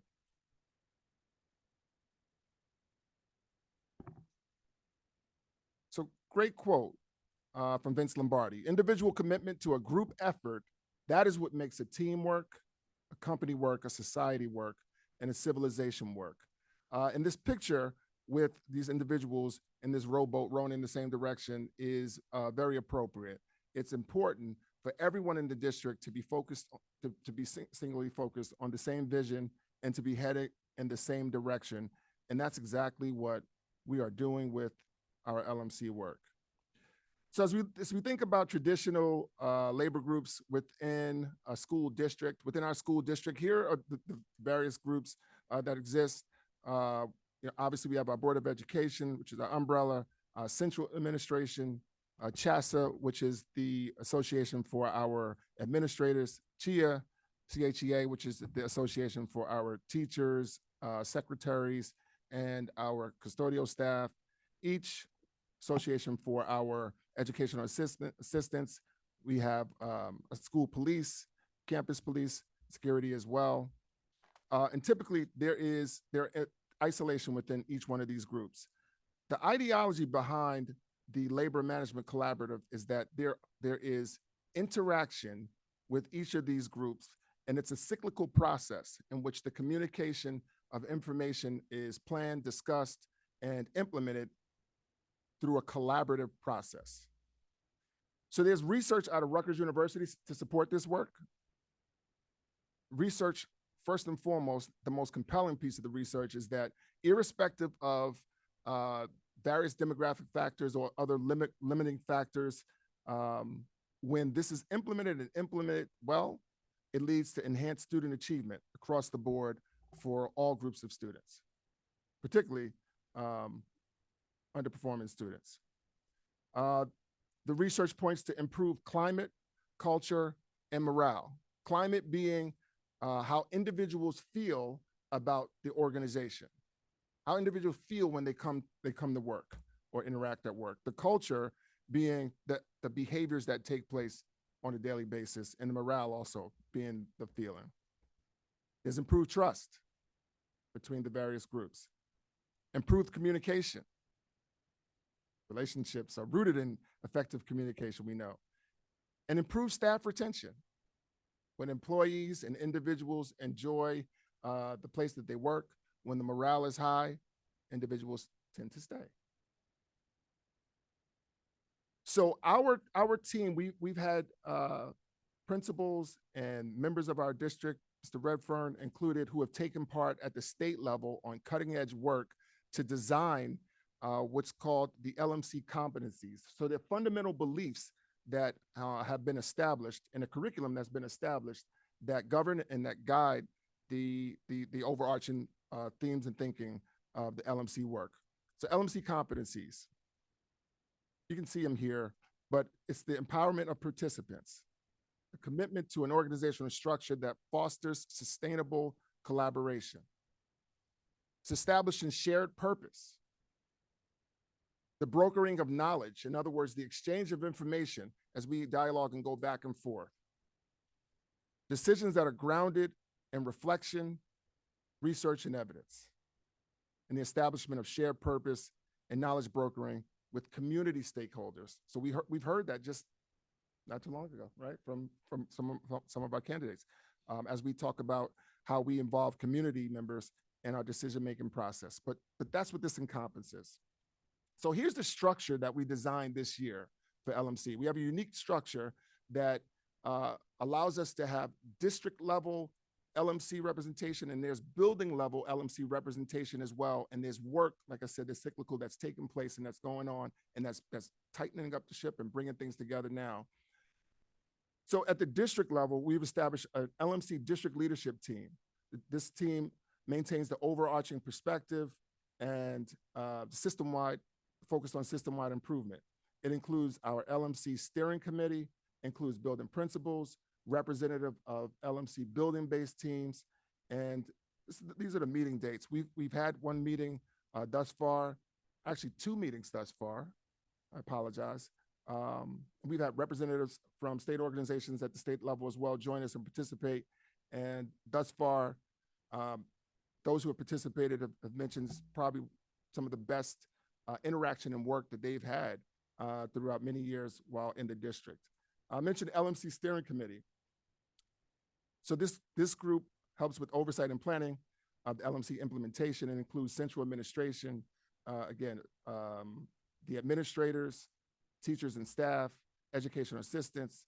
We have Board of Education members present and a part of this committee here. And this group meets monthly. And then building-based teams. Building-based teams have a focus on school-based improvement. And then those ideas and that information gets filtered up to the district leadership team as well. But there is global representation of all members of the school community, administrators, teachers, education assistants, nurses, related service providers, counselors, custodial maintenance, school security, campus police officers, secretaries, and they meet monthly. Mr. Redfern and I have had the opportunity to get out and visit just about every school and spend some time with the building-based teams. And it has been refreshing. It's been outstanding to hear the discussions, to hear the conversation, and to see how this process is moving forward as we focus our efforts. So this year, the LMC teams have focused on school culture and climate improvement. So students and staff may recall back in October, we administered a system-wide survey. The survey was given as well in April of 2023 to the high school West only, and then all other schools took it in October. In total, we had nearly 1,000 respondents. We had 847 staff, students in grades 5 through 12. We had 4,628 respondents, and in grade 5, we had 501 respondents. We had nearly 2,000 parent and community members respond and provide feedback for us. So we acquired a wealth of information as we began to analyze and to see where we are and what we can do to improve around school climate and culture. There were 13 different domains that were included in the survey. I will not read them all. This presentation will be posted, so you have an opportunity to see it then. But some of the highlights that came out of this, I will cover the highlights. Family support and engagement survey very high. Supportive staff and student relationships reported very high. Sense of physical safety reported high. And a student's sense of belonging reported high as well. There were two resounding areas of opportunity for us, though. Two areas of opportunity that were clear. The first being organizational resources and supports. In this area, staff only provided feedback in this area. That was the staff, those were staff only questions. And the domains and the questions covered things such as time for collaboration and effective collaboration time, relevant professional development that is attached to the job role and job responsibility. Enlightening. It provided us tremendous information, and we've allowed this to guide our conversations with building teams, Steve and I, as we visited with them. The other area, and this was surveyed, and feedback and input was provided by students, staff, parents, and guardians as well. The one that came up as an area of opportunity for us were negative student interpersonal behaviors. And in negative student interpersonal behaviors is manifest in different ways. Electronic means, with students texting and communicating information, personal conversations and things that may take place, ridicule about one's dress and attire, things along those lines. But it provides a tremendous opportunity for us to focus our efforts to begin to unpack this and to engage in some root cause analysis as to why this is occurring, and then to begin to process how we build strategic plans in each individual building for moving forward and responding to this. So next step. So the LMC team came together in January, as I mentioned, as a district-wide level, analyzed the data. We've had some time to engage in deep conversation, deep reflection. There were questions that were generated from that, guiding questions that building-based LMC teams took back with them and that they're now using to have discussions with the staff at large. There are presentations at each one of the buildings. The teams doing a presentation for the faculty at large, and then each one of the building-based teams are developing a strategic plan for climate improvement that's focused and that's targeted on their specific buildings' data. Overall, it's been a great process. I think we are headed in a great direction. It is a different lens on things. Tremendous momentum is being built, I can say. As I sat at Johnson this morning and listened to the team talk and listened to the team dialogue rather, and reflect on their enthusiasm and what they had planned to do, and reflected from our first visit back in December to Horace Mann and then Rosa Middle School, and to see the evolution of the work. I'm excited about the direction that we're moving in, and definitely can sense that there's positivity and there's consistency that's being produced. Questions?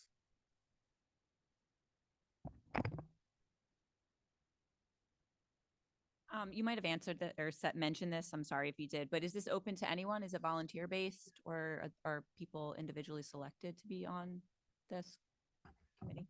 Yeah, so there are several different committees. That's actually a really good question. So the district leadership team committee sort of formed in a way that allows the principal to identify a member of the building staff to attend with us as well. We meet in this room, and there's probably about 65 people that cram in this room, and we move around and do some different things. It's just the space doesn't allow for us to go beyond that number. At the building level, I think their think tank team is comprised of 10 people or so. In today's group, there were about 6 people that were a part of that team. But the intention is that they're going to go out to grade level teams and give grade levels an opportunity to provide feedback, input as well. For instance, one of the things that the schools are planning is to provide opportunities for grade levels to come together during a specified time and day, and just give them extended time to look at the data, talk about strategies that have been identified, and to provide input and feedback as well.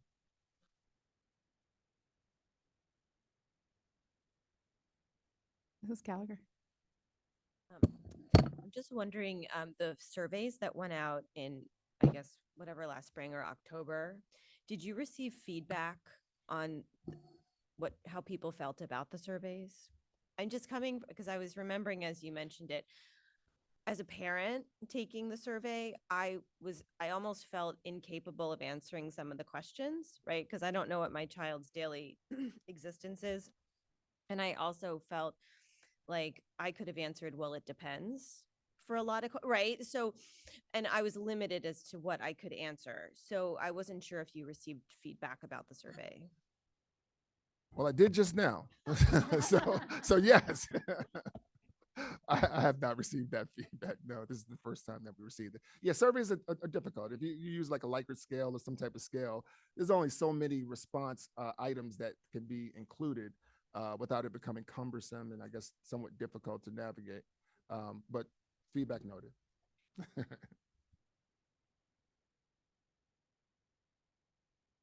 We'll go with board members first, and then we'll go to students. Mrs. Winters. So I just wanted to respond to that a little bit, Ms. Gallagher, just because I went to the workshop on this at NJSBA because I was interested in it. I knew it was something that we were doing. So it's a statewide tool that was developed through Rutgers. So it wasn't a district developed tool. So you can send them your, you can ask if they have, if they need feedback. I got to fill it out for all 3 schools that my kids were in, which was kind of an interesting experience because I found my reactions were very different depending on the school and the grade level.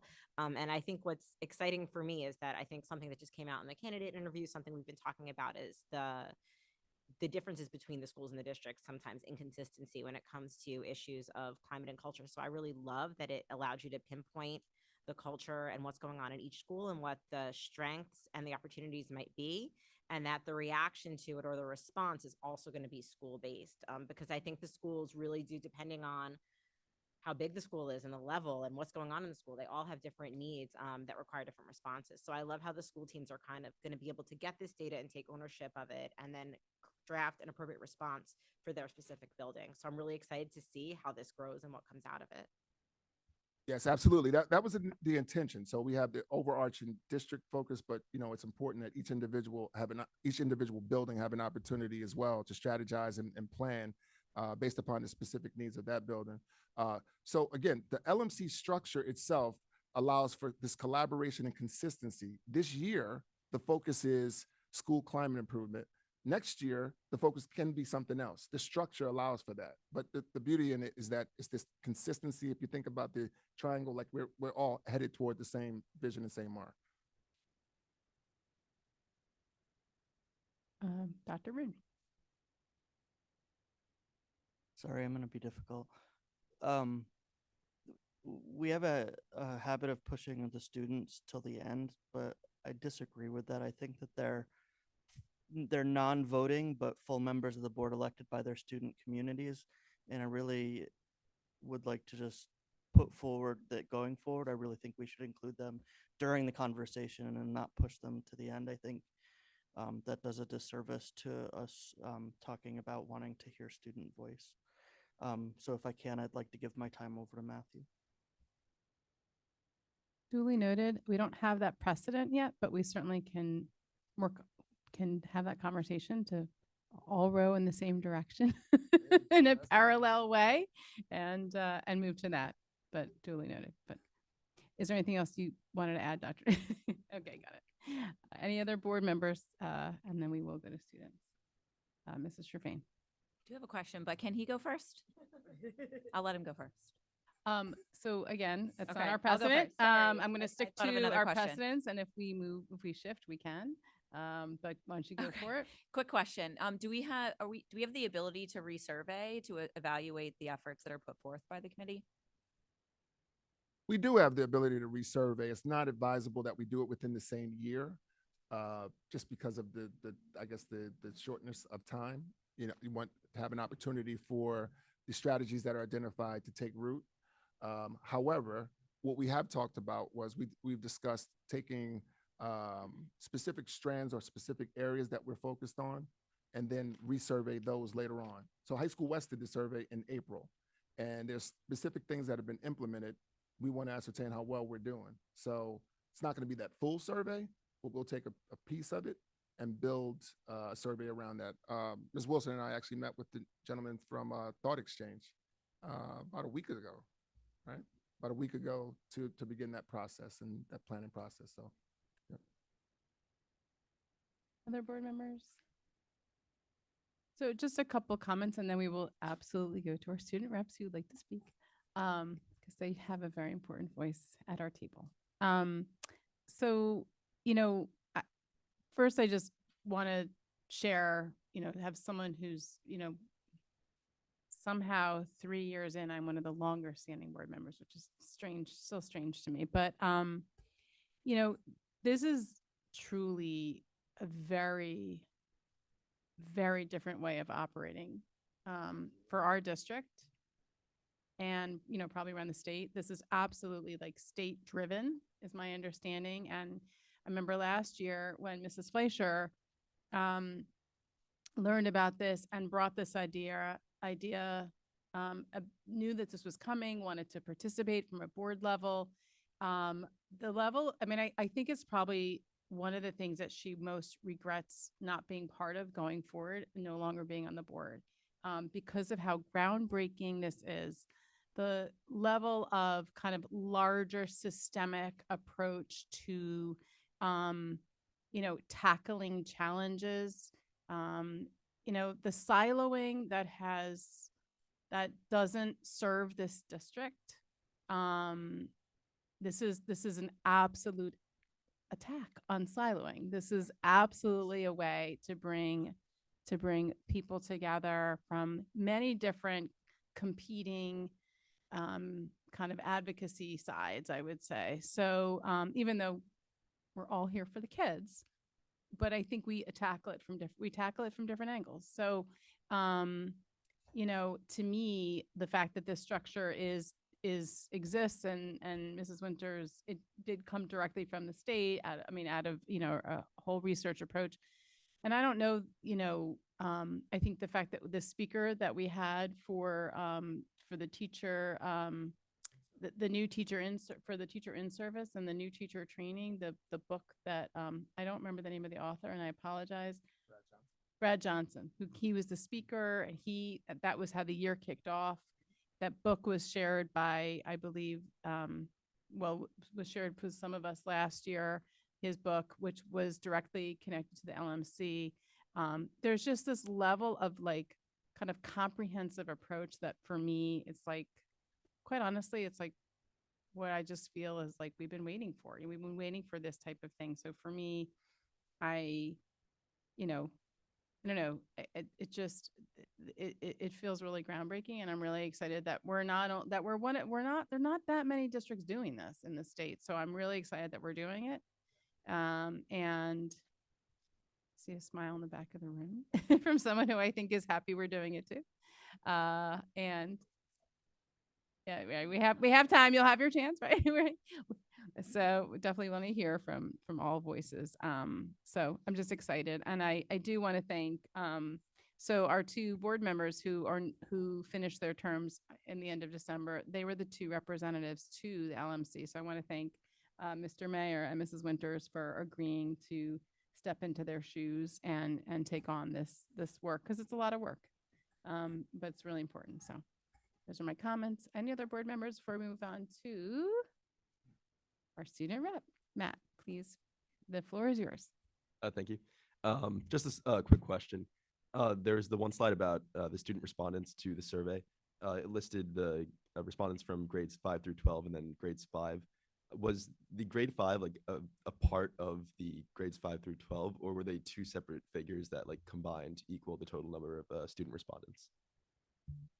They were they were separate. So there were 4,628 respondents. I'm sorry, no, that was together. 4,628 was the total number of student respondents, 501 of which were grade 5 students. Okay. Any other comments from student reps or, okay. All right. Well, thank you very much. That was great. Appreciate the update.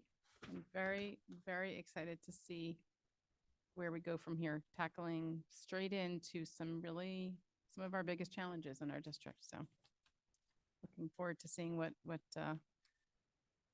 more hands, what's the saying? More hands make lighter work. Is that it?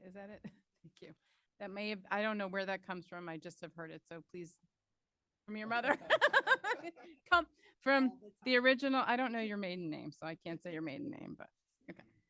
All right. And now we go to our correspondence. Do any board members have correspondence they'd like to share? Did any board members attend any activities in the past week? Nothing that was part of our schools. Okay, gotcha. All right. Now we go on to our student representative reports, and we start with Matt Ventizellus.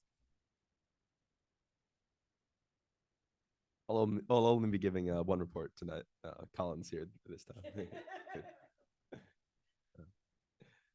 So starting out with the arts, we had our instrumental and choral concerts since the last time I gave a report in December. And then yesterday, the choir groups visited Rosa, and this morning they visited Beck Middle School. Moving on to academics, we've had the Seal of Biliteracy testing over the course of the past few weeks, an opportunity for students to get a state recognition of their abilities, proficiency for another language. Additionally, marked period 2 will be ending next Monday on the 29th, and that will also be the end of the first semester. For clubs, the activities director, Mr. Davis, has been working to improve the student club leadership at East. He held a meeting to change procedures and the structuring of these clubs. For DECA regionals, 117 students qualified for the DECA state competition. And robotics traveled to Kalahari, Ohio for a competition. Very exciting opportunity for them. And SGA took a trip to TCNJ for the state student government convention last week. And they're also planning to create a gratitude wall where students will be able to post inspirational messages for the members of the school community. Moving on to climate and events, we held Unity Day at East, where members of the West and East community came together to discuss their experiences at the high schools. We also had a college assembly where returning alumni spoke about their experiences in college, gave advice about budgeting, their experiences with clubs, managing time, and all that important information. All the grade levels have met for the end of the second mark period, where class officers and grade level principals spoke to kind of see how the year is going so far. The freshman dance has been rescheduled for this Friday, and the sophomore dance will be February 9th. And yesterday, a number of East students had the pleasure of serving on the Superintendent Student Advisory Committee, where they spoke with both West students and Dr. Morton about their experiences and gave insight into the student voice and the climate at both schools. The makeup date for the snow day will be February 16th. And moving on to sports, the East boys and girls bowling teams both had a big win this week over their division rival, Camden County Tech. The boys are now in second place in their division, and the girls are in first place in the Olympic American division. Cheyenne Pruitt led the way with 215, 237, and 236 games. Dimitri Kamare sealed the come from behind with the win in the final game with 3 strikes in the 10th frame. And Leanna Lascano led the girls with the 5-7-1 series. We also held a sports captain's lunch for winter sports for captains to come together to talk about their experiences as well as their leadership.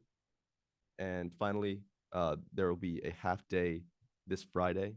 This will be the first of the half days to start for the rest of the year of the 4th Friday each month. An opportunity for students to have a break as well as staff to have prep time, and it's very much appreciated by both students and staff. So that's it. Thank you.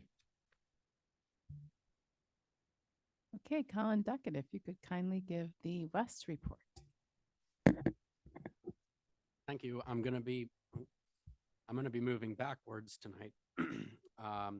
So starting with other notes, on Friday, January 12th, students attended Unity Day, where they had discussions and voiced opinions about the social issues which are impacting our school community. Thanks to East Student Advocate, Ms. Joseph, for leading the group. On Thursday, January 18th, West No Place for Hate visited the Liberty Museum in Philadelphia. On Monday, January 22nd, West students met with students from East as well as Dr. Morton for the first meeting of the Superintendent Student Advisory Council to discuss school climate and how we can mitigate negative student interpersonal behaviors. On Wednesday, January 24th, West will host a open house event for 8th grade students and their families to come to West to learn about the various programs and opportunities that we offer. On Wednesday, January 24th, West will host a shadow day. We're hosting a series of shadow days where for 8th grade students to tour West with freshman students and meet with teachers, club advisors, coaches, and other West students. On Thursday, February 1st, the freshman dance will take place in the cafeteria. For extracurriculars, club photos for the yearbook have been taking place over the past week. From Tuesday, January 16th to Thursday, February 1st, West Student Government Organization will be accepting donations for their clothing drive. There's already been a great amount of clothing collected, huge boxes in our mailroom. DECA attended districts and will be working towards the state competition where 30 West students will advance to the state competition. On Saturday, February 3rd, West Model United Nations will attend the MUMUN conference at Morristown High School. For athletics, boys basketball holds a 9-game winning streak.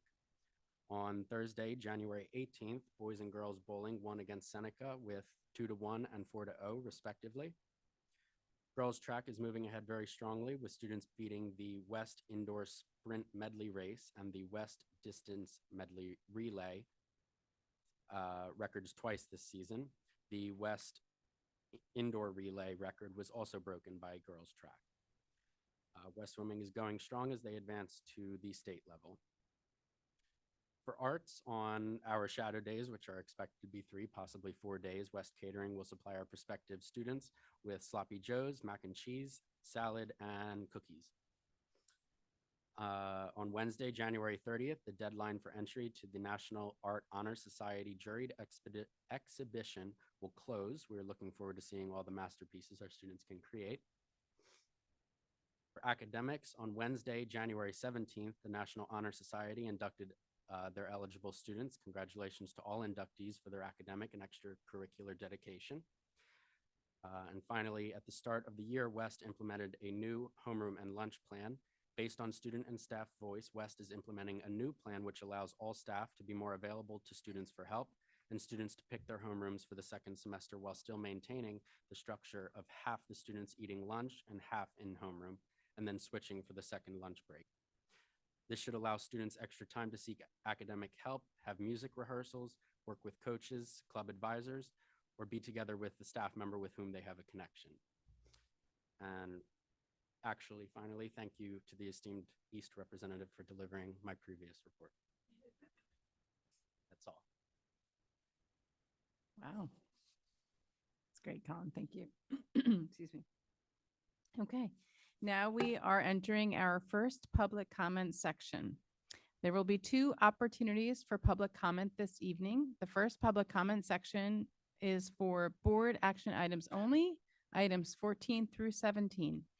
There will be another public comment section for any school-related topic at the end of our meeting. If you are a student in the district, as always, you may comment on any item related to our schools during the first public comment period, and we just ask that if you are online, to please identify yourself by putting an S after your name.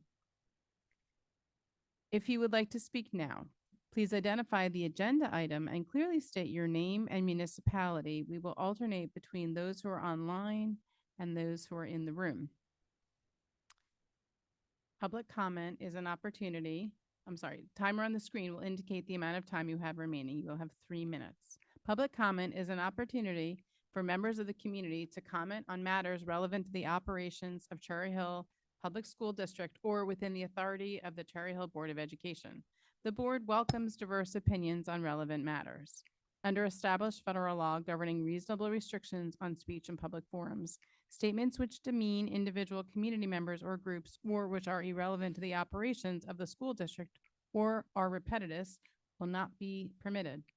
Community members who would like to present information not relevant to the school district are always welcome to communicate directly to the district superintendent, board president, and all board members via email or other alternative means. So If you would like to make your public comment at this time of an action item, or if you are a student, please approach the podium now. Okay, no one's at the podium. I don't see any hands online. I will offer for a final time, if anyone would like to speak on an action item, if you'd like to please approach the podium. If you're online, please raise your hand. Okay, and there are no hands online and there is nobody at the podium, so we will now close our first public comment and we will move on to our action item, our action agenda. So we'll move to curriculum instruction. Mrs. Winters, can you please move the CNI agenda? I would love to. The superintendent recommends, and I move the following. 14.1, approval of attendance at conference and workshops for the 23-24 school year. 14.2, approval of out-of-district student placement for 23-24 school year. 14.3, approval of Title I Summer Academy 2024. And 14.4, approval of professional development proposal.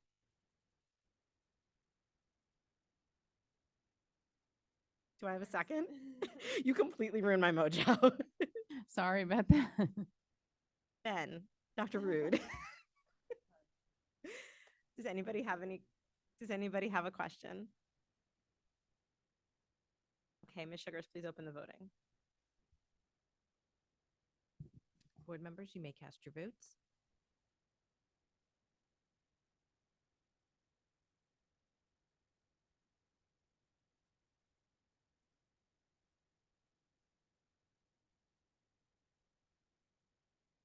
Motion carries. Okay, so I will now move the business and facilities agenda. Acting superintendent recommends, and I move the following. 15.1, approval of minutes from the special action meeting on December 5th, 2023. Approval of minutes from the special action meeting on dated December 19th, 2023. Financial reports, 15.3 financial reports, 15.4 resolution for the award of RFPs, 15.5 resolution to accept audit report, 15.6 resolution for the award of change orders, 15.7 resolution for the award of transportation, 15.8 acceptance of donations. Do I have a second? Mrs. Shervain, are there any questions? Okay, Mrs. Sugars, can you please take the vote? Board members, you may cast your votes. I need to abstain from 15.2 since I wasn't at the meeting. And can I abstain from 15.1 and 2 because I was not there either? On the board. Not one of them. Now you're one of us. Mrs. Sugars, I need to abstain from 15.2 because I was not at that meeting.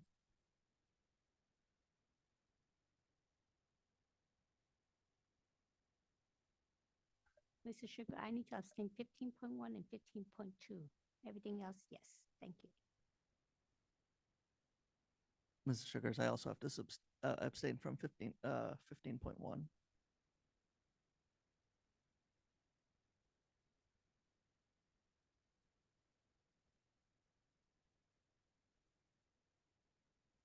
Okay, motion carries. Okay, and now we move on to human resources, and I will move the human resources agenda. The acting superintendent recommends, and I move the following. 16.1, termination of employment certificated. 16.2, termination of employment non-certificated. 16.3, appointments certificated. 16.4, appointments non-certificated. 16.5, leave of absence certificated. 16.6, leaves of absence non-certificated. 16.7, assignment salary change non-certificated. 16.8, other compensation certificated.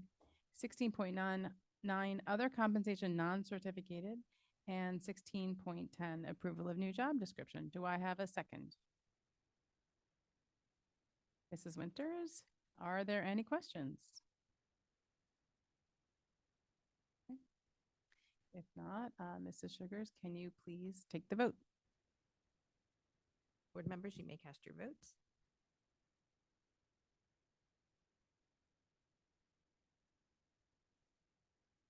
And the motion carries. I'm very happy someone else is going to move this agenda, and that will be Mr. Mayor. Please move the P&L agenda. Certainly. The acting superintendent recommends that I move the following. Item 17.1, approval of harassment, intimidation, bullying investigation decisions. And item 17.2, approval of harassment, intimidation, bullying hearing decision. Do I have a second? Dr. Rude. Are there any questions? Seeing none, Mrs. Sugars, would you open the voting?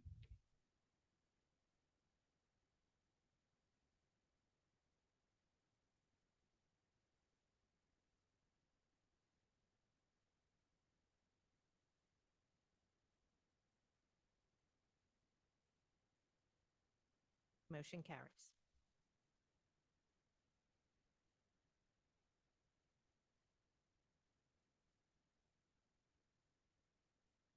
Okay, it looks like for strategic planning, we do not have any items.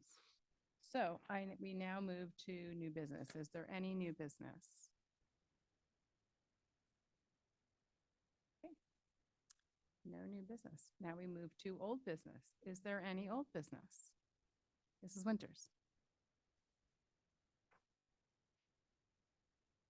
Thanks so much. I just wanted to bring up some old business because it's a conversation that we've been having among board members on the CNI committee, other board members I've chatted with, but it's been brought up in the community a few times lately. So I just wanted to take the opportunity to give the full board while we're here together, as well as anybody in the community, a bit of background and update on where we are.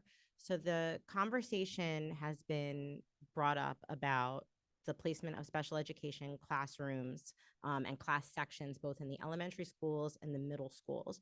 And I just wanted to sort of discuss that this has been something that board members are aware of, that we've been in conversation about among each other. It's a really a cross committee issue that requires collaboration among the different committees together to work on the problem, because the way that I see it myself, and I'm just speaking for me personally, I like to approach things systemically. I feel like the worst possible thing we could do would be to be reactive and add a special education class here or there without knowing what the impacts would be on the entire system of our 12 elementary schools and our 3 middle schools. I think we really need to look at it in a manner that takes into consideration how it would work for the entire district, as well as planning for the future. Because I think really one of the things I want to avoid is to make a decision that makes sense for this year, but that doesn't make sense for 2 years from now or 5 years from now, because I don't want to be disruptive to our families.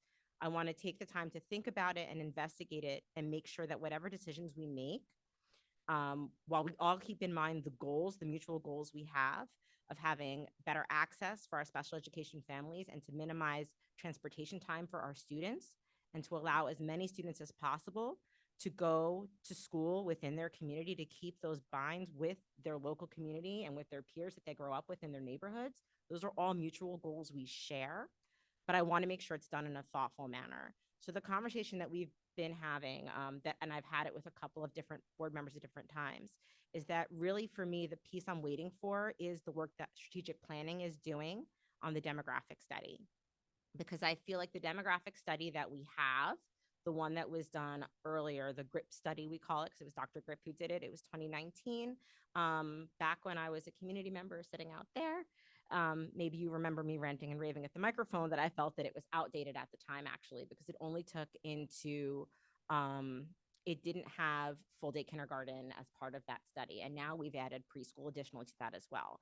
And on top of that, as we all know, the pandemic disrupted everything, including housing patterns in Cherry Hill and who's moving in and who's moving out. So I really do feel like the first step before we start making decisions is to get the information from the demographic study on what our population looks like projecting forward into the future so that we can be sure that whatever adjustments or decisions we make are decisions that will hold for the next few years. That way we're not constantly disrupting families.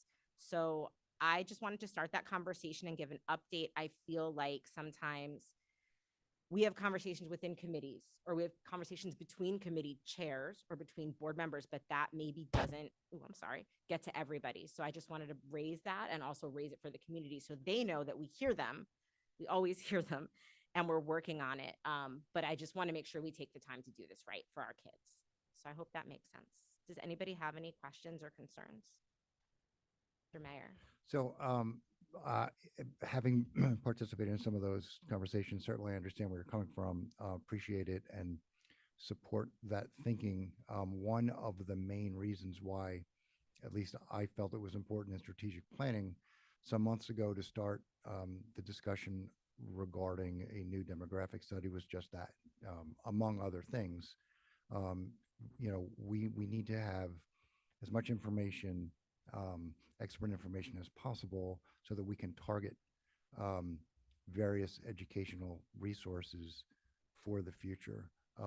One of those most important ones being special education, availability of special education services across the district, and help have the demographic study help us make those kind of decisions. Your point with regard to not specifically addressing an immediate need and then having to perhaps readjust again in a year or in 2 years. And by doing so, forcing potentially some more change to families that is traumatic, especially in that community where we want as much as possible, as much consistency as we can have for the students, I think is tremendously important. So, we asked a question earlier about magic wands, right? If we had one, I think we would, everyone at this table would wave it, and we would have unlimited resources, unlimited space, unlimited staff in order to provide these services everywhere at every school all the time. It's not realistic, but that doesn't mean that we can't take advantage of opportunities and data in order to make the right kind of choices for now and for the future. So I appreciate that you brought it up again, and look forward to working and using that data to make those decisions for the future and for the students. Thank you. Other board members have any comments or questions? I mean, I certainly an area that I talk about a lot, and I've been pretty open about the fact that that experience is my lived experience in my own family. Having raised a child who is now a young adult with special needs. I will say that I think, there's no question that it's a very important conversation here and in the community. And it's one that has a lot of merit and deserves the time it needs, which I think, one of the things I heard for a long time from people, and I also wondered a lot about when I wasn't on the board, is like, it's, how are decisions made? How does one decision part of impact other decisions?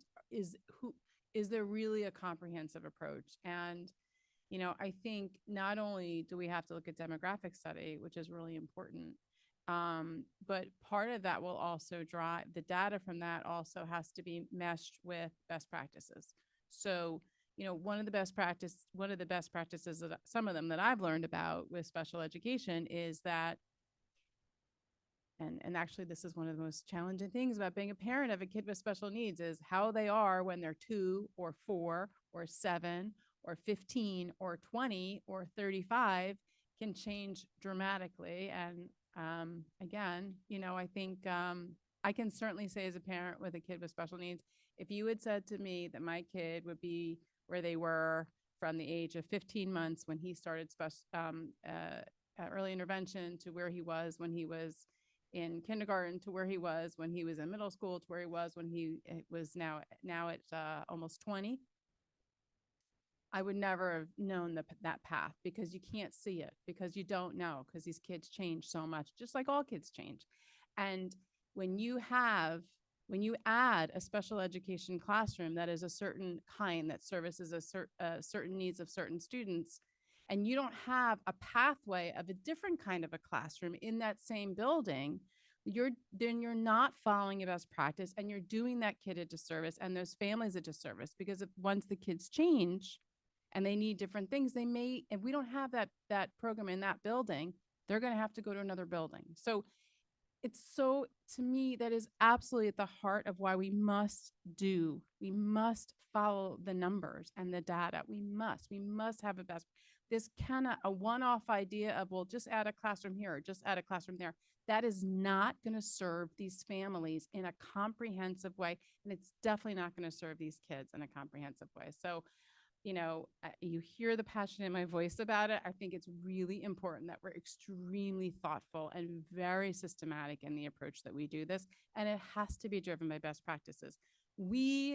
Families of kids with special needs, we have a lot of emotions. I have a ton of emotions about that experience and about my kid. But I'll tell you, I want things to be done in the best way possible for the kids in our district, knowing my own experience too. And I feel very grateful for, what my own child's experiences were, and they were not always fantastic. I've spoken at the microphone about them when I was in the community and not on the board. But this is an opportunity. This is a lens. We have a very different. This has become a top priority. This over the past year, definitely this year, and I think we're going to do it. We'll do it well. But that's the thing. Like, I don't want to do something like you said, Mrs. Winters, and then in 2 or 3 years, why do we do it that way? Like, that's not a good approach. And I think we are in a place where, as we work together, we row the boat in the same direction. We're gonna, basically, we're gonna do it the right way, and that's the point. So I second I'm it. hopeful. I'm hopeful. I just, I feel like sometimes one of the complaints we get is that, these meetings are not conducive to dialogue, and they're not, because they're board work sessions and we work through our agenda. But I felt like at this point it's come up a couple different times in a couple different ways. And I just want to reassure everybody, board members, the community, that we hear you. We understand it's a priority. We understand it's a problem, and not to be repetitive, but it's a systemic problem. And my approach has always been to think systemically and be data driven. And I really think, if I have learned anything from before I was on the board, now being on the board, being a special ed parent myself, is that transitions are a really difficult thing for families. All families struggle, all children, especially little children, children with special needs struggle with transitions. I just want to make sure that if we change something, that we're thoughtful about it, and that we're minimizing disruption, and that we're reasonably sure as we can be, because nothing in this world is absolutely sure, but we're sure as we can be, and we've done the work to know that we're making a good choice, and that we're not going to have to go back 2 years, 3 years later and disrupt that choice, because I think that would be even harder for our families. So I thank the community and my fellow board members for bearing with me and for their patience as we wait to get the information that we need to make the decisions that we hope will improve the experiences that our families have. And please know that we think about you. Our hearts are with you. We're on it. And as soon as we have more information, we'll get back to you. So thank you. Okay. Is there any other old business that any board members want to address? Okay. All right. We are moving. I'm not even going to jinx it. We're moving to the second public comment. This is our second public comment section, during which you may comment on any topic relevant to our district or the operations of the Board of Education, operations of the district or the Board of Education. You know what I mean. If you'd like to speak now, please clearly state your name and your municipality. We will alternate between speakers who are here in the room and those who are online. Each speaker will be given a maximum of 3 minutes to speak. The timer on the screen will indicate the amount of time you have remaining. Public comment is an opportunity for members of the community to comment on matters relevant to the operations of Cherry Hill Public School District or within the authority of the Cherry Hill Board of Education. The board welcomes diverse opinions on relevant matters. Under established federal law governing reasonable restrictions on speech in public forums, statements which demean individual community members or groups or which are irrelevant to the operations of the school district or are repetitive will not be permitted. Community members who would like to present information not relevant to the school district are always welcome to communicate directly to the district superintendent, board president, and all board members via email or other alternative means. As always, if there is a student who would like to speak, we will prioritize the students to go first. And if you are a student and you'd like to speak, I would ask that you please put an S after your name if you are online. And if you're in the room and you're a student you'd like to speak, please approach the podium first. And we will start in the room. If there's anyone who'd like to speak at public comment, if you could please approach the podium.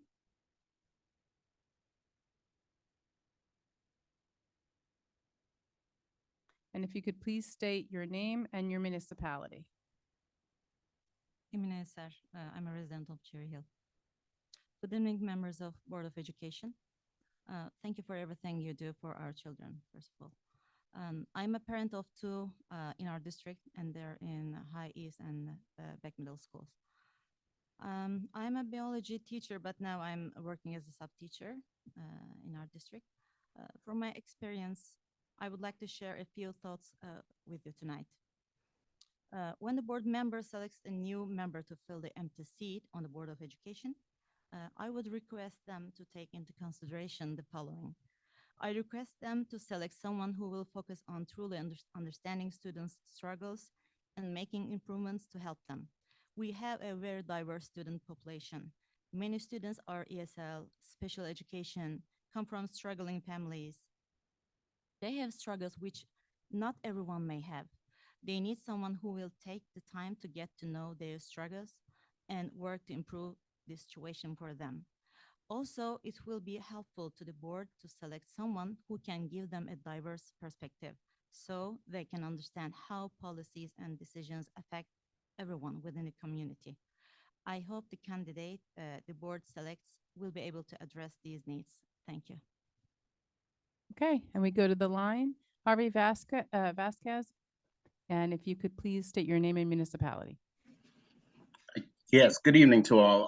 Harvey Vasquez, Cherry Hill. I want to take a moment to discuss special education and the culture that has been established over the years that we have been part of. I want to discuss the us versus them phenomenon that seems to be driving the actions of your current special education administrators and staff responsible for leading these initiatives through this gauntlet that we as parents call special education. I sent an email to all of the distinguished members of this board with the hopes of expressing the view of a family seeking support and the help of their district in what should be rightfully in their power to seek on behalf of a disabled family member. I will not bore you with all the minute details, but I would hope and ask that you please find the time to review in detail my email and the supporting documents therein. I sat on the Zoom meeting listening to some of the great responses these candidates had to offer. I find it eerily familiar how most of their responses reflect how we as a family feel, and possibly how many in the special education community may feel. One of the topics I heard the most was communicating and interacting with stakeholders of our community. As the acting superintendent himself mentioned just a few minutes ago, family support and engagement should rank high in your future topics as a board. This has been one of the requests we as an advocating family have asked of our special education administrators since the very beginning. But yet an active advocate parent is seen as a difficult parent rather than one who avidly seeks a close working relationship with the school district. This has been the culture established by your current administrators, and unless you as a Board of Education realize this, I can assure you this culture will continue. I, however, have hope that with the influx of new board members and the upcoming selection of superintendent, this crossroad will be able to operate in sync alongside our community. Mr. Vice President, you spoke of special education demographics, how to wave your magic wand. I disagree that services and support for all is not realistic. I say to you, let's make it a reality. Support and services is not based on perhaps, it's based on evaluations and assessments that are done early on. The Individuals and Disability Act does not specify who you could help. It's up to you as a board and our administrators to seek the funding and support relative to your special education population. And to your point, Madam President, your experience is yours to speak on, but each child is different, facing disabilities that cannot and should not be handled in a cookie cutter fashion. Thank you. Okay, we go back to the room. If there's anyone who would like to speak, please approach the podium. Please state your name and your municipality. Hi, my name is Sarwat Hassan, and I'm a resident of Cherry Hill. My son is a first grader at Johnson Elementary.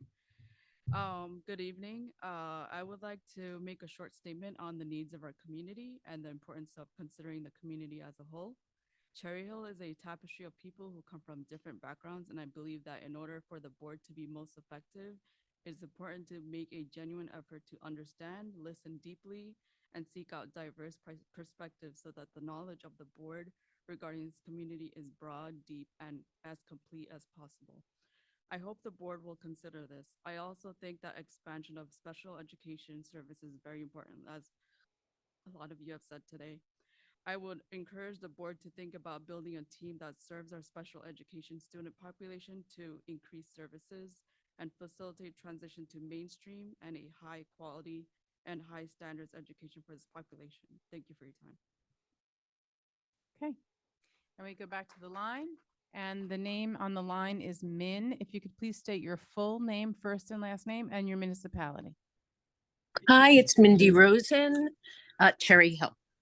I know you're not taking a lot of comments that are repetitive, so I will say that I agree with everything Harvey Vasquez has said and other special ed supporters.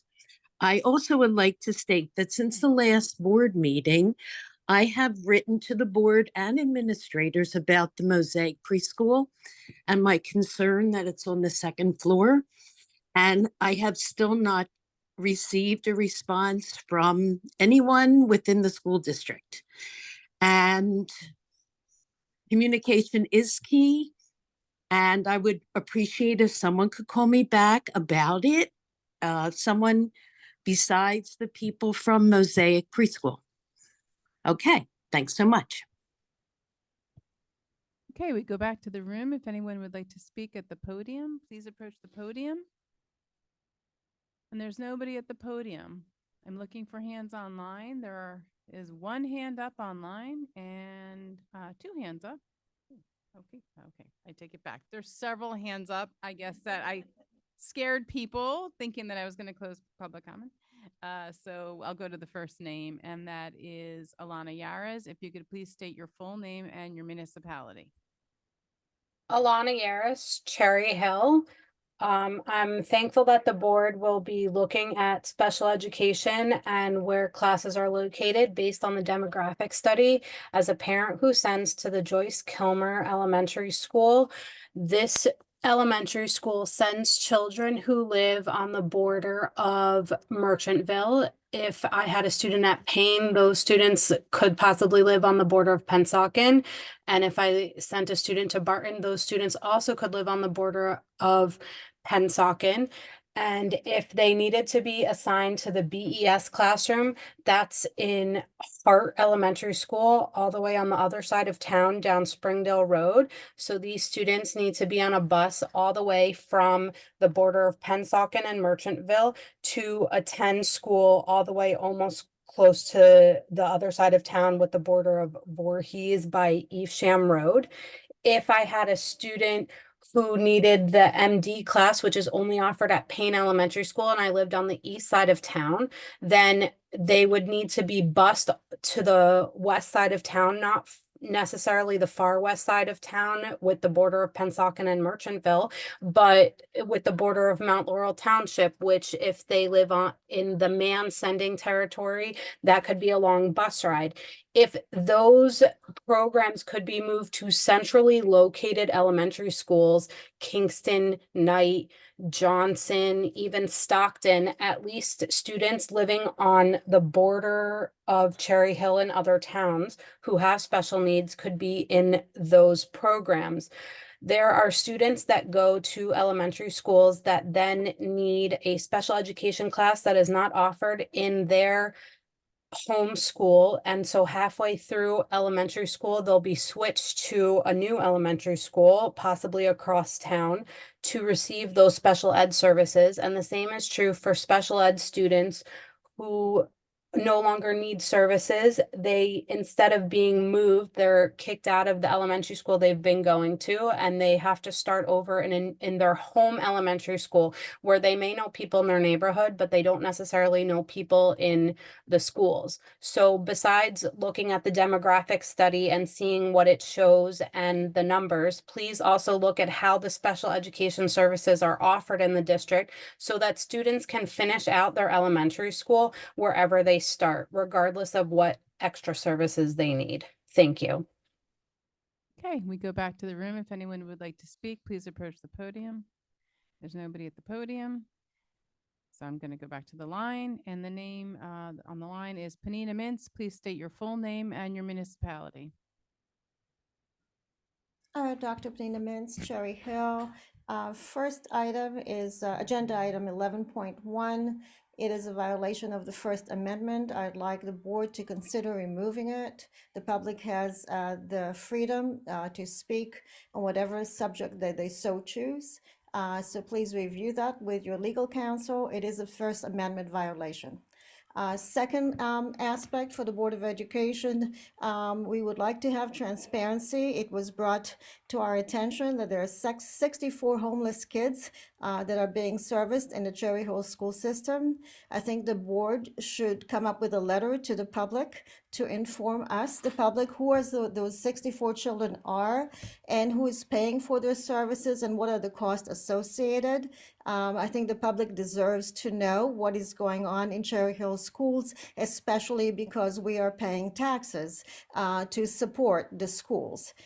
Third point is going back to a fundamental issue that have caused many divisions in the Cherry Hill school system. And I will qualify the topic of that third point as the rise of hate and divisions in Cherry Hill schools due to implementations of BLM/DEI ideology. I will be sending my public feedback to the board after this public comment. I'm basing the informatics for this specific public comment on an article that came out by author Dan Diker about the alignment of BDS and Black Lives Matter and implications for Israel and diaspora Jewry by the Jerusalem Center for Public Affairs. We need to keep your comments specifically This- focused on items related to what's going on in our schools, in our Specifically district. to the policies, the following school DI-infused policies are implicated and may be violating federal and state anti-discrimination laws. Those policies are 1140, 1523, 5755, 2100, 8810, 5756, 8465, and 2260. Given the BLM support of Hamas genocide in Israel on October 7th and BLM long history of anti-Semitism, the immediate removal of all DI BLM contact from our schools is necessary. The board is required to uphold the U.S. Constitution and all past and present anti-discrimination laws. Thank you. Okay, and we go back to the room, and looks like we have a member of the public speaking at the podium. Public comment. Please state your full name and your municipality. Benjamin Rude. I'm a resident of Cherry Hill. I would like to encourage the board to maintain all of their current DEI initiatives. Diversity is an incredibly important part of Cherry Hill. Each one of us has our own unique story, and each one of us has our own unique ideas and vision to bring to Cherry Hill. And to say that we are all the same is wrong. We're not. We are all very different, and that those differences should be celebrated.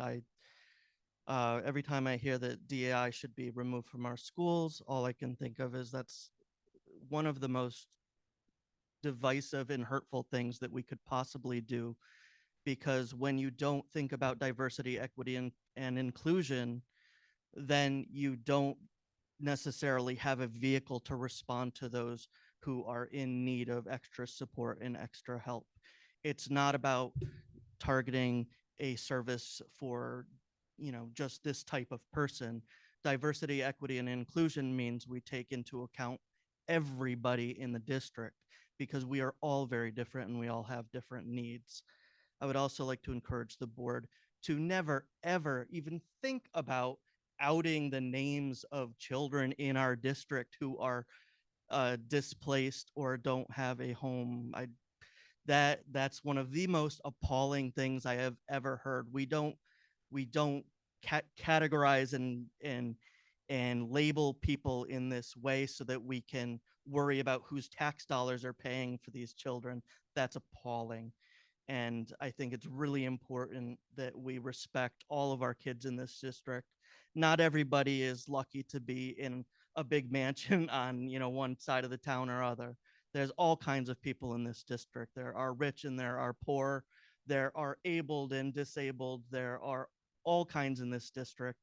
And I encourage the board to always take into consideration that there are people very different from you who need you to set aside your own belief system and your own needs and look and say, what can I do for these other people? What can I do to make sure that their experience as good as mine or as good as, my group? I think that's just super important for the members of the board to do. Thank you. Okay. And then we go back to the line. And we have Dr. Yonatan Yaras, if you could please state your full name and your municipality. Certainly. Dr. Yoni Yaris, Cherry Hill. I don't want to be repetitive, so I'm going to yes and everything that Dr. Rude just said. I'm also going to yes and him from earlier in the meeting when he wanted to yield his time to the student reps. I believe our board has not done the best in following the updated law from 2021 that then mandated student board representatives to have a seat at the table. The law states they are non-voting members, but we keep treating them as second-class citizens, which is what the tradition was in Cherry Hill when I was growing up.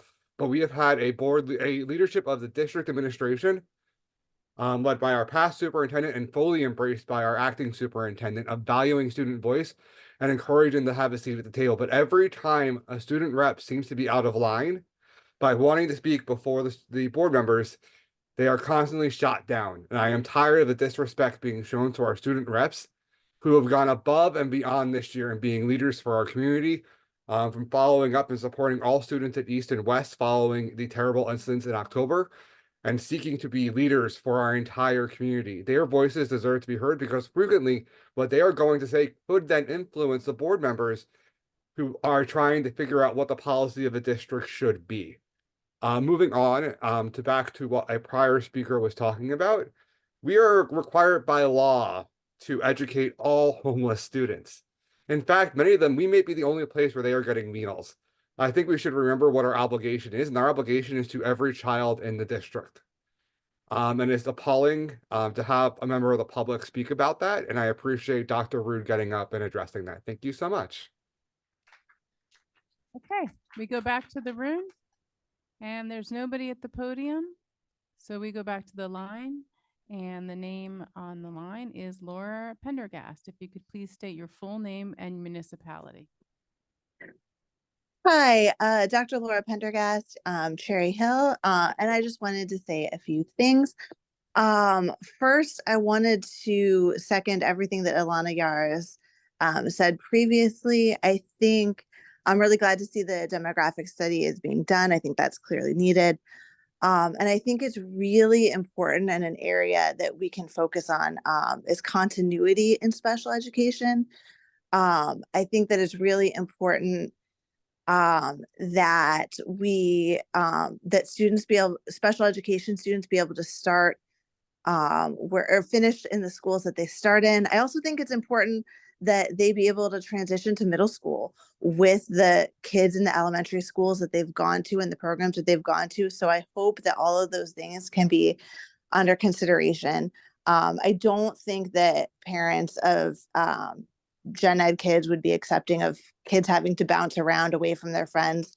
And in fact, they haven't been when those issues have come up. And I don't think special ed parents should be asked to accept that either.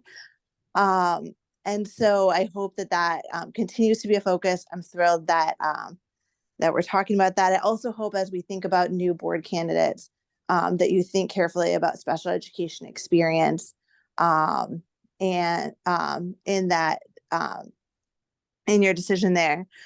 And finally, I wanted to just mention a few important points about school law. One being the McKinney-Vento Act. So just for anybody who needs to know, it is federal law to educate homeless students. This is not an option. This is not something that Cherry Hill has just decided to do for fun. Like, it is federal law that we be educating homeless students. And so I've heard several times in different meetings over the past few years, people suggesting we violate federal law in regard to homeless students, and that's unacceptable. We can't do that. And there's no reason to be bringing that up and put the most vulnerable students in our district in the middle of our culture wars. We don't need to be doing that. We have to serve them, and we should serve them. The other thing is that, you know, I've been a foster parent in this community for many years, and the hardships that families go through in this community are real and are intense. And kids who are experiencing homelessness, kids who are in foster care, the last thing they would ever need is to be bumping around schools. Like, we need, as a community, to surround them with love and give all the support to them we can. And so I hope that there's not further discussion about violating the McKinney-Vento Act or violating FERPA and outing students. Thank you. Dr. Pendergast. I looked to the room, and I think we have someone approaching the podium. I was wondering where you were. So you seem to want to make a public comment earlier. So please, you know the drill. Name and municipality, please. Steve Redfern, Cherry Hill. Yeah, I apologize. What happens when you take a phone call and then I come back and it's second public comment already? Wow. So I just want to touch on the Labor Management Collaborative. I want to thank Dr. Morton for the presentation. It's been very engaging, nice to get around to the schools, talk to people, and have some great conversations with the staff and the administration. We're almost through all the schools. I think we have about 2 left. I want to thank Ms. Winters, Mr. Mayor, for hopping in to replace Mrs. Fleischer and Mrs. Elmore Stratton. It is different, Mrs. Stern, I will agree with you. And it is something that other districts are doing, not many. Having the ability to talk to those districts, though, has helped us because they're, you know, experiencing the same things that we are. So sometimes, you know, we want things to move quickly and they don't. So being able to share those experiences with other districts in a statewide type of thing is helping us. But it is not something that's ever been done. And I'll just end that, you know, perhaps we have all, like as a good coach would say, I have all the right players to move this forward. So I think maybe we have all the right players that we can move this forward with. And that's why it's not happened yet. And now it can. Thank you. Okay. Thanks for coming as we expected you may. Come. I was waiting, so thank you. Mr. Rick Short is on the line, and if you could please state your full name and your municipality. Hello, it's Rick Short, Cherry Hill, New Jersey. Good evening, everyone. I'm calling in remotely. I want to quote a recent email from Dr. Morton, where he writes to me, this is an exact quote, "It appears that you are fixated on the Black Lives Matter organization, and I do not understand how this applies to the district." Well, I'd like to make a comment to this because way back on November 28th, Dr. Morton said that Black Lives Matter, he praised a speaker, basically saying Black Lives Matter was not a hate group, and Martin Luther King was the same as Black Lives Matter. So here's the thing.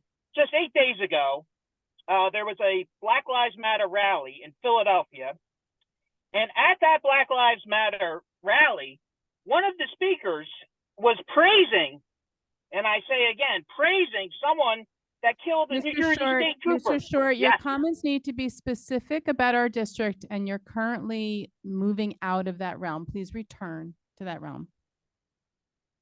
Well, I'm just replying to an email that Dr. Morton wrote to me. I don't know how other, I don't know any other way to communicate with Dr. Morton if I can't ask this online. It's quite fascinating that I feel that I'm being shut down again when he writes me an email, and I reply to the email to the public, and you shut me down.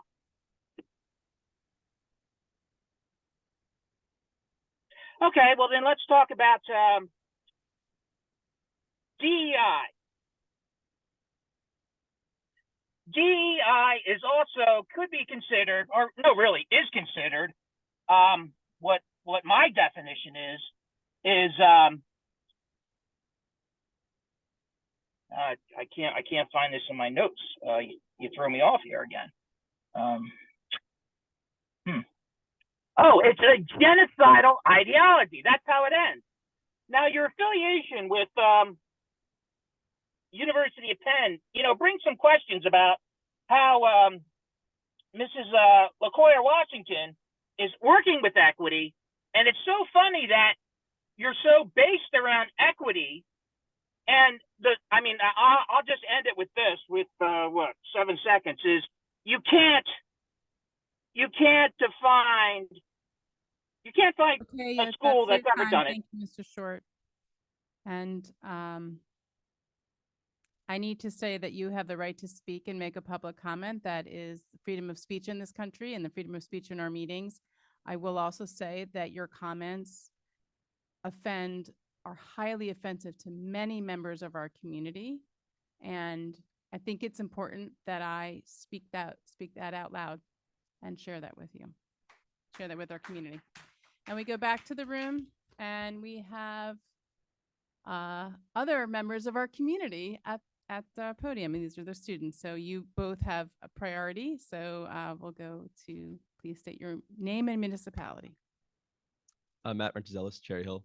I'd like to second what Dr. Rood, as well as a lot of other people who spoke today, said. I'd also like to speak in favor of the DEI programs at East and throughout the district. I think that a lot of the time, the people who are pushing back against these policies are not actual students, and it's great to hear from students who these policies are actually affecting and who actually have interactions with these policies. When I hear pushback, it's from people who are not and may have never been members of the school district in terms of as a student, and because of that, they are proposing like these outlandish claims about what these practices are. And the only thing I can conclude is that they have no idea what they're talking about. They have no firsthand experience with these programs. They don't even know about what they entail, what they do for students. And I think a lot of these people are hiding behind the idea that, these are destructive to the students. These are like making people feel like so upset, like hurting students. If that was the case, there would be students here talking against these programs, which there's not. And I think that speaks to the fact that these are in place and they are helping students, and people don't have an issue with them. And through the students that I've spoken to, that has been the case. I haven't heard anyone's like saying that they think that these programs should be abolished or just removed entirely.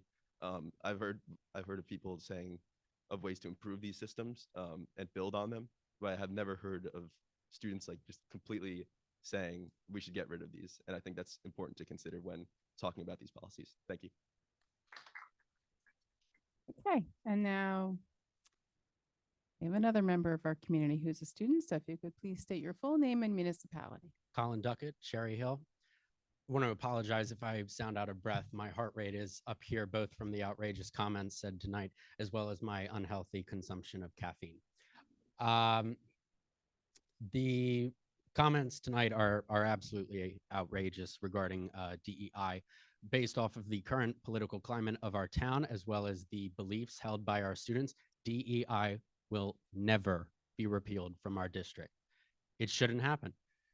We should be, like Dr. Rude said, we should be fostering acceptance for people of all backgrounds. It's not something, I think at this point in today's day and age, it's not up for debate.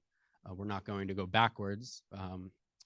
We know from history that being prejudiced to anyone on any basis has never worked and is never going to work. And I would just like to say that as the West representative, any student, I support any student, race, religion, gender, sexual orientation, gender orientation, and any other difference that too often divides us. Thank you. Okay.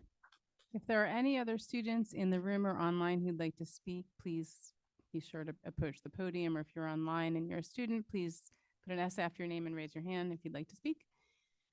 Okay. I don't see any hands up. I'm going to look one more time into the audience, and there have someone who'd like to speak at the podium, a member of the community. So please state your full name and your municipality. Lee Plen, Cherry Hill. I do realize I was just up there. I can't not say anything. I'm sorry. I'm not trying to get extra time, and don't put this into your decision. Fact is this: I work at a university. We have DEI programs there. You don't get rid of them. You can improve them. You can critique them. You can work on things. But if you think that the answer is to throw a bunch of stones at people, if you think that the answer is to take away resources, then you're kneecapping our entire society, period. And it's not even a light statement. I see the students when they come out of Cherry Hill. I see the students when they come out of work at a state school. It's not the most diverse school, but I'll tell you what, it's diverse enough. There's no one way forward. I'm Jewish. Everything we're talking about, I have mixed emotions on a lot of things anyway, but I'll darn well tell you the truth. DEI is here to stay. It needs to stay. We need civics. We need conversation. We need communication. We can disagree all we want. But the things I heard today, no, just the answer is no. So that wasn't the most eloquently put, but I can't sit there, listen to that and not say something. So thank you for speaking. Thank you for speaking. I think those are the loudest voices. I appreciate that. Okay. And we go back online, and the name online is, I hope I pronounced this right, Samia Mian. I hope I said it right. And please state your full name, pronounce it the way it's supposed to be pronounced, and your municipality. You said it very well. So my name is Samia Mian. I am a member, a proud resident of Cherry Hill for the last 10 years. I take pride and cherish the richness and diversity of this community. I'm grateful for each and every board member who has dedicated their time, sacrificed time away from their families and personal lives for the well-being of the students. At this point, I would like to comment now that we are selecting a new board member to the team. I request from the board members to have an intentional role in elevating different voices. I favor for them to create leadership academies where they can teach interested community members about the workings of the school system.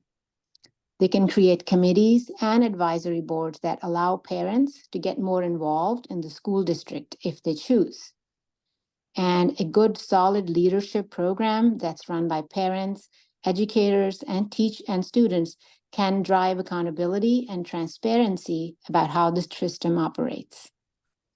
The effort really has to go beyond simple ethnic matching. And not having enough people to represent is also not a good enough excuse. Some school board associations have even suggested to push people to do it. And a majority of the time, people don't run until something triggers them. I believe that the role of the school board members is not trivial. Their viewpoints and their diversity makes a huge difference in how the school system is run. Thank you for giving me this opportunity. Okay, we go back to the room. If anyone would like to speak, please approach the podium. We look online. There's no hands online. Okay. And we will close public comment. We will go on to acting superintendent comments. Thank you very much, Ms. Stern. I have definitely have a few comments. First and foremost, thank you to Colin and to Matt for your comments again. Um, Tremendous amount of appreciation and respect for you both, and standing up here and courageously stating your position and your perspectives. I absolutely love it. This is what it's all about, and this is what we seek to do when we talk about student voice, is to cultivate leadership in this manner. So fantastic. I also had a great time yesterday, spending some time with both of these gentlemen, and as well as several other students from high schools East and West who are members of the Superintendent Student Advisory Council. We talked about how we're providing staff members via the LMC framework with the opportunity for collaboration, teamwork, and voice. We also give that opportunity to students as well. And typically, as we think about how we approach things, there's one school, there's another school, but to have students come together to work together and work in common to solve problems and to talk about ideas and to provide the input is what it's all about for us. And as I told them yesterday, it's about cultivating leadership for these young people. So got to spend about 2 hours with them. I got to put on my teacher hat from many years ago, roll up the sleeves just a bit. So it was fun. Definitely looking forward to other opportunities as well. Thank you to the entire community for your flexibility and for your patience with us. We've had to alter our schedule quite a bit due to the inclement weather. Friday's closure now results obviously in school being in session for February 16th. There was quite a bit of snow that we received, and there was a team behind the scenes that worked diligently. It came in 3 a.m. at night and worked double time, overtime, triple time, and what I feel like our buildings and grounds crew to ensure that our buildings were cleaned up sufficiently and ready to go. So kudos and thank you to our buildings and grounds crew, Mr. Steve Nicolella, who's our director of facilities, Ms. Sugars as well for her guidance and leadership with that department as well. Just want to clarify, so Friday is an early dismissal day at the high school. Students may take that as a wellness day. Staff will have the opportunity to engage in professional learning communities. It gives our high school teachers an opportunity to spend time discussing student learning. They may choose to use that time to engage in lesson planning, data analysis, things along those lines, but it's time that's necessary as we talk about academic growth and spurring academic achievement. Thank you to all of those who applied for the vacant board seat, and thank you for all of those who came tonight and stood up here in the hot seat under the magnifying glass and under the microscope, and shared how you will move forward in helping our district to become even better than it is. Open house events occur this week. High School West is scheduled for this Thursday. Open house, yes, 8th grade open house. Wednesday, okay. The 24th, yes, Wednesday, the 24th is High School West. February 1st, High School East. So come out, take an opportunity to spend some time investigating both of our schools. I'll leave with this. I had an opportunity to connect with an individual out of Chicago, Illinois. This is just an update on Islamophobia training. Imam Starling is here. We together were on a call with Amina as well. Had an opportunity to speak to Mr. Quadri out of Chicago, Illinois, superintendent of MCC Academy, who we contracted with to come out on February 16th to conduct Islamophobia training. So I see some laughter there. Obviously, we're going to have to adjust our schedule because February 16th is no longer an in-service day. It is now a regular school day. But we're going to be connecting later this week, and we will identify times that he's available to come out. So I appreciate the partnership. Imam Starling, thank you. Mina isn't here, but I say thank you to her as well. This is what it's about for us, community working together and benefit of all members of our community. With that, thank you. Thank you, Dr. Morton. And now I will make a motion to adjourn. Do I have a second? Dr. Rude. All in favor? Aye. Motion carries. Meeting is adjourned before 9 o'clock.